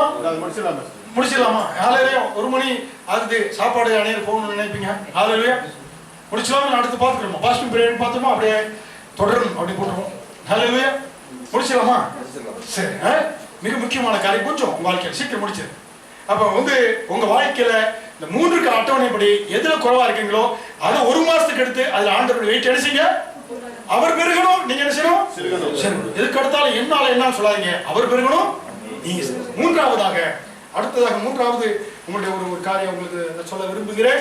ஏனென்றால் 3வது என்ன நம்ம பார்க்கின்ற பொழுது என்ன, அவர் பெருகணும், நாம் சிறுகணும்னாக்கா தாழ்மை மிக முக்கியம். புரியுங்களா? தாழ்மை உள்ளவர்களுக்கு ஆண்டவர் என்ன கிருபை அளிக்கிறார். எபேசியர் 4:2 படி மிக மனத்தாழ்மையோடு இருங்க, அவர் பெருகுவார். நீங்க ஏன்னா அவர் நாமம் தான் இந்த இடத்துல பெருமை வந்துடக்கூடாது. புரியுங்களா பிரதர்? பெருமை எந்த இடத்துல சொல்லக்கூடாது, வந்துடக்கூடாது. ஆமென். மூன்றாவதாக புரியுங்களா, கர்த்தர் உங்களுடைய வேலையிட எதா இருந்தாலும் ஆண்டவர் பிரியறார். மூன்றாவது கல்லு முக்கியமானது. ஒன்னு என்ன சொன்ன, ஆசை, உங்களுடைய பேஷன் தேவனுடைய ஆசை. இரண்டாவது மிஷன், உங்களுடைய நோக்கம், உங்களுடைய பர்பஸ் யாராக இருக்கணும், கர்த்தரே மேன்மையாக உண்டார், அவர் உயரணும், நானு சிறுகணும். மூன்றாவதாக தேர்ட் பிக் ராக் என்னன்னாக்க பார்க்கின்ற பொழுது மூன்றாவது வந்து vision. Hallelujah. Passion, mission, vision. ஆசை, லட்சியம், தரிசனம். ஹalleluya. மூன்றாவது என்னது, தரிசனம், விஷன். ஹalleluya. ஐ சைட்ல சொல்ற பாருங்க, the sense of sight, something seen, அதான் விஷன். புரியுங்களா? அது என்னவா இருக்கும்னாக்க உங்களுடைய உலகத்துல என்ன செய்யணும், நீங்க பூமியில நான் சாதாரணமா வாழ்ந்து போக கூடாது, ஒரு பெரிய சாதனை படைத்து நான் சொல்லணும், அதான் உங்க தரிசனமாக இருக்கணும். ஹalleluya. எல்லாரும் போல வந்த போன அப்படி இல்லை. ஹalleluya. ஏழை சபைக்கு வரக்கூடிய நீங்க எல்லாம் மணிகளா வைரங்களா ஜொலிக்கலாம். ஆமென். தெரியும் பைபிள் தூக்கிட்டு போற நம்மள போல தானே. ஏன்னா ஒரு ஒரு ஆவிக்குரிய இல்லாத சபைக்கு போய் நம்மள போல போயிடுறேன். இங்க வரவங்க வித்தியாசமா இருக்கும். ஆமென். தரிசனம் உங்களுக்குள்ள. ஆமென். என்ன சொன்னா, நீங்க அந்த பூமியில ஒரு மார்க் உண்டு பண்ணணும். என்ன மார்க் உண்டு பண்ணணும்? பிளாக் மார்க் இல்ல, பிளாக் மார்க் இல்ல. ஏன்னா வந்து எந்த மார்க் கொண்டு வரணும், ஒரு ரெட் மார்க். ரெட் மார்க் என்னன்னா பாப்பாங்க. ஹalleluya. புரியுங்களா? ஒரு முக்கியமான காரியம். ஹalleluya. சரித்திரத்தை நீ உண்டாக்கணும் பூமியில. ஆமென். அப்ப வந்து என்னன்னாக்க தரிசனம் என்ன செய்யணும்னாக்க, நீங்க தவறான காரியங்களை தரிசனம் வைக்க கூடாது. ஆமென். உங்கள் தரிசனம் எதெல்லாம் இருக்கணும், உங்கள் தரிசனம் யாராக இருக்கணும். அதாவது தரிசனம்னாக்கா என் மூலமாக ஆண்டவருடைய வேலையில் நடைபெறுகிறதா, அதான் உங்கள் தரிசனம். நான் கர்த்தருக்கு பிரயோஜனம் உள்ளவராக இருக்கிறேனா, அதான் உங்க தரிசனமாக இருக்கும். ஹalleluya. ஏன்னா ஆண்டவருடைய ஊழியத்தை செய்கிறேனா, அதான் என்னுடைய தரிசனமாக இருக்கணும். ஹalleluya. அதான் பவுல் சொல்றார், அப்போஸ்தலர் 26:19 அகிரிப்பு ராஜாவே, அந்த பரம தரிசனத்திற்கு நான் கீழ்ப்படியாதவராய் இருக்க விரும்பவில்லை. இன்னும் உங்களுக்கு நல்லா சொன்னா, அந்த பரம தரிசனத்துக்கு நான் கீழ்ப்படுகிறேன் என்று சொன்னார். ஆமென். உங்களுடைய தரிசனம் யாரா இருக்கணும், ஆண்டவருடைய தரிசனம் ஊழிய தரிசனமா இருக்கணும். கர்த்தர் உங்களை ஒரு ஆசீர்வாதத்தின் பாத்திரமாக ஆண்டவர் பயன்படுத்த வேண்டும். ஹalleluya. புரியுங்களா பிரதர்ஸ்? உங்களுடைய தரிசனம் யாரா இருக்கணும், என்ன பண்ணணும், இயேசுவே. அதான் ஆசையா வந்துருச்சுல. புரியுங்களா? கர்த்தருக்கு ஏதாவது செய்யணும், அதான் உங்க தரிசனம், பரம தரிசனம். ஆண்டவர் ராஜ்யத்தை கட்டணும், ஏதாவது ஊழியம் செய்யும், ஆத்துமாதான் செய்யும். புரியுங்களா? இது எனக்கு சம்பந்தம் இல்லை சொல்லாதீங்க. இந்த தரிசனம் இருந்தா தான் தேவனை குறித்த தரிசனம், அவருக்காக ஆத்மாவை செய்யணும், அவர் என் மூலமாக அவர் நாம மகிமைப்படுகிறார். ஏன்னா நான் மற்றவர்களுக்கு பிரயோஜனமா இருக்கிறேன். ஆமென். அப்பனாக்க இந்த ஆசை எப்படி வரும்னாக்க, ஆசை எனக்கு வரமாட்டேங்குது பாஸ்டர், அப்படி பேப்பர் எடுங்க. ஆசை எனக்கு வரமாட்டேங்குன்னா பேப்பர்ல இப்ப 3 காலம். புரியுங்களா? முடிச்சிடறேன். இந்த கீழே போட்டு போறீங்களா, தெரியுதா? மேல 3 போட்டீங்களா, அது மாதிரி 3 போட்டீங்களா, 3 போட்டுட்டு 1 போட்டீங்களா, பிரஸ் கீழே உள்ளது இது. புரியுங்களா? 3 காலம் 3 போட்டுருங்க. 3 சீக்கிரமாக முடிச்சு. 1வது வந்து முதல்ல வயசு, ஏஜ். ஒரு காலத்துல என்ன போட்டுருங்க, ஏஜ், உங்க வயசு போட்டுருங்க மேல ஏஜ். அதுக்கு 2வது வந்து உங்களுடைய சாரோஸ், உங்களுடைய வாழ்க்கை தோல்விகள், இதுவரை நடந்த தோல்விகள், சாரோஸ். 3வதாக அச்சீவ்மெண்ட், சாதனை போட்டீங்களா, எழுதிட்டீங்களா பிரஸ்? 1 என்னது, வயது. 2வது காலம் எதுல என்னது, சாரோஸ் என்னது, கவலைகள், காயங்கள், நீங்க கடந்து வந்த கஷ்டமான காலகட்டங்கள். 3வது என்னது, சாதனை. புரியுங்களா? இல்லாட்டி 1 சோதனை, அது சாதனை போடு, அதான் 2வது காலம் என்ன போடுங்க, சோதனை. 3வது என்னது, சாதனை. ஆமென். அப்ப 2வது முதல்ல 0 போட்டுக்கோங்க. பிறந்ததுல இருந்து அப்புறம் 10 வயசு 0, 10 வயசு, 20 வயசு, 30 வயசு, 40 வயசு, 50, 60, 70, 80. நம்ம 80 வரை இருக்கிறாங்க. புரியுங்களா? 70, 80க்குள்ள இருக்கிறாங்க. அதனால நம்ம போட்டுங்க. ஒவ்வொரு வயசு 10 வயசு 10 போட்டீங்களா பிரஸ்? சைவர் போட்டீங்க 10, 20, 30. புரியுங்களா? இப்ப 10 வயசு வரை என்ன சாதனை. சோதனை என்ன நினைச்சு நீங்க எழுதணும். புரியுங்களா? மனசுல வச்சுக்கோங்க. முதல்ல 10 வயசுல உனக்கு சோதனையே தெரியல பாஸ்டர், எங்க அப்பா அம்மாவுக்கு தான் நான் சோதனையா இருந்தேன் அப்படின்னு இருக்கலாம். புரியுங்களா? விட்டுருங்க, அதை விட்டுருங்க. உங்க வாழ்க்கையில யாரும் சோதனை இருந்தாங்களா? 10 இருந்து 20 வயசு வரை என்ன சோதனை? வாழ்க்கையில படிக்க முடியல, காசு இல்ல, ஸ்கூலுக்கு அனுப்ப முடியல, சோதனை இருந்துச்சா? புரியுங்களா? யாராவது என்னை அடிச்சாங்க, என்னை துன்புறுத்தினாங்க, அபியூஸ் பண்ணாங்க, எல்லாம் இதனால. புரியுங்களா? அடுத்தாக 30-40 பாத்தீங்கன்னாக்க தழும்புகள், பாடுகள், இவ்வளவுப்பட்ட பாடுகள், கஷ்டங்கள்ல வந்த பாஸ்டர் அப்படின்னு பாருங்க. உங்களுடைய சாதனை, அடுத்த சாதனையில 0 இருந்து 10 வரை என்ன சாதனை பண்ணீங்க? புரியுங்களா? அப்பா அம்மா உங்களுடைய காசை காலி பண்ணும், அதான் சாதனை. ஏதோ சாதனை. நீங்க இன்னைக்கு வயசு வேற, ஒவ்வொரு வயசுல என்ன சாதனை? இதுல பாத்தீங்கன்னா சாதனை காட்டிலும் சோதனை தான் அதிகமா இருக்கும். வாழ்க்கையில சாதனை காட்டிலும் இந்த இடத்துல ஆலோசனை பாஸ்டர் நான் சாதனை வாழ்க்கையில் நிறைய இருக்கு. சோதனை கம்மியா இருக்கா சொல்ல முடியுமா? சோதனை, இந்த சோதனை தான் என்ன செய்யனாக்க, ரெண்டை கம்பேர் பண்ணி பார்த்தீங்கன்னா இந்த சோதனை என்ன செய்கிறதுனாக்க, இந்த சோதனை நேரத்தில் ஐயோ எனக்கு பாடு பிரச்சனை, எனக்கு இப்படிப்பட்ட ஒரு சூழ்நிலை, எனக்கு திக்கு தெரியாம இருந்தேன், எனக்கு வழியே தெரியாத பொழுது எனக்கு வந்து ஆறுதல் செய்யும்போது ஒருத்தர் ஜெபம் பண்ணாரு, இயேசுவை அறிமுகப்படுத்தினாரு, என் வாழ்க்கை அந்த சோதனையான வாழ்க்கை சாதனையாக மாறிச்சு அப்படின்னு சொல்லுவீங்க. ஹல்லேலூயா. சோதனைகள் உங்க எங்க ஈடுபடுதுன்னா இயேசுவண்டை உங்களை நோக்கி இழுத்து கொண்டு செல்லும். ஆமென். சாதனை பாத்தீங்கன்னா சாதனை குறைவா இருக்கும். இந்த சாதனைகள் எப்படி வந்துச்சுன்னா இந்த இயேசுவின் மூலம் தான் அந்த சாதனை வந்தது. சோதனை நேரத்துல சோதனை தப்புவிக்க அவர் எனக்கு பலனை கொடுத்தார், அந்த ஆண்டவர் கூட இருந்தார். அதனால அந்த சோதனைகள் இயேசுவை நோக்கி என்னை இழுத்து சென்று அவருக்காக ஊழியம் செய்ய, அவருக்காக ஏதாவது செய்ய. ஆமென். அந்த சாரோஸ் லீடிங்ஸ் டு கிரைஸ்ட். உங்களுக்கு சோதனைகள் அதெல்லாம் கவலைகளை யாரை நோக்கி இழுத்து கொண்டு செல்லும்? ஆமென். தேவனை நோக்கி இழுத்து சென்று பாட்டில் நோக்கி இழுத்து சென்றாக்க நடக்கத்தான் போக முடியும், அது சாதனை வராது. புரியுங்களா? தேவனுடைய பிள்ளையா இருந்தா அந்த சோதனைக்கு அந்த இடத்துல ஆறுதல், உனக்கு சோதனையை தப்பி வைக்கக்கூடியவர் இயேசு ஒருவரே. ஹல்லேலூயா. அவர்தான் உங்கள் சோதனையை சாதனையாக மாற்ற உங்களுக்கு உதவி செய்யும். ஆமென். அப்ப உங்களுடைய விஷன் யாரா இருக்கணும்? கர்த்தருக்கு ஏதாவது செய்ய வேண்டியதாக இருக்கும். ஹல்லேலூயா. தரிசனம் இல்லாத இடத்தில் ஜனங்கள் சீர்கெட்டு போவாங்க. அருமையான பிள்ளை, உங்க வாழ்க்கை ஒரு தரிசனம் தேவை. ஹல்லேலூயா. புரியுங்களா? தரிசனம் இல்லை என்றால் பாருங்க, 109 வருடங்களுக்கு முன்பதாக, 110 வருடங்களுக்கு முன்பதாக பாத்தீங்கன்னாக்க பாம்பேல தாஜ் ஹோட்டல் கட்டினாங்க. ஆர்கிடெக்ட் யாருன்னா லண்டன் ஆர்கிடெக்ட் இன்ஜினியர் நல்லா டிசைன் படம் போட்டு அனுப்பிட்டாங்க பாம்பேக்கு. பாம்பேல கடற்கரை ஓரத்துல தாஜ் கவர்மெண்டல் ஹோட்டல் கட்டினாங்க. நல்லா அருமையா பியூட்டிஃபுல்லா கட்டி, அருமையா கட்டி பயங்கரமா பாராட்டு பண்ணாங்க. உடனே எல்லாம் முடிஞ்சு எல்லாம் முடிஞ்சு திறப்புலாக்கு அங்கிருந்து ஆர்கிடெக்ட் வராரு.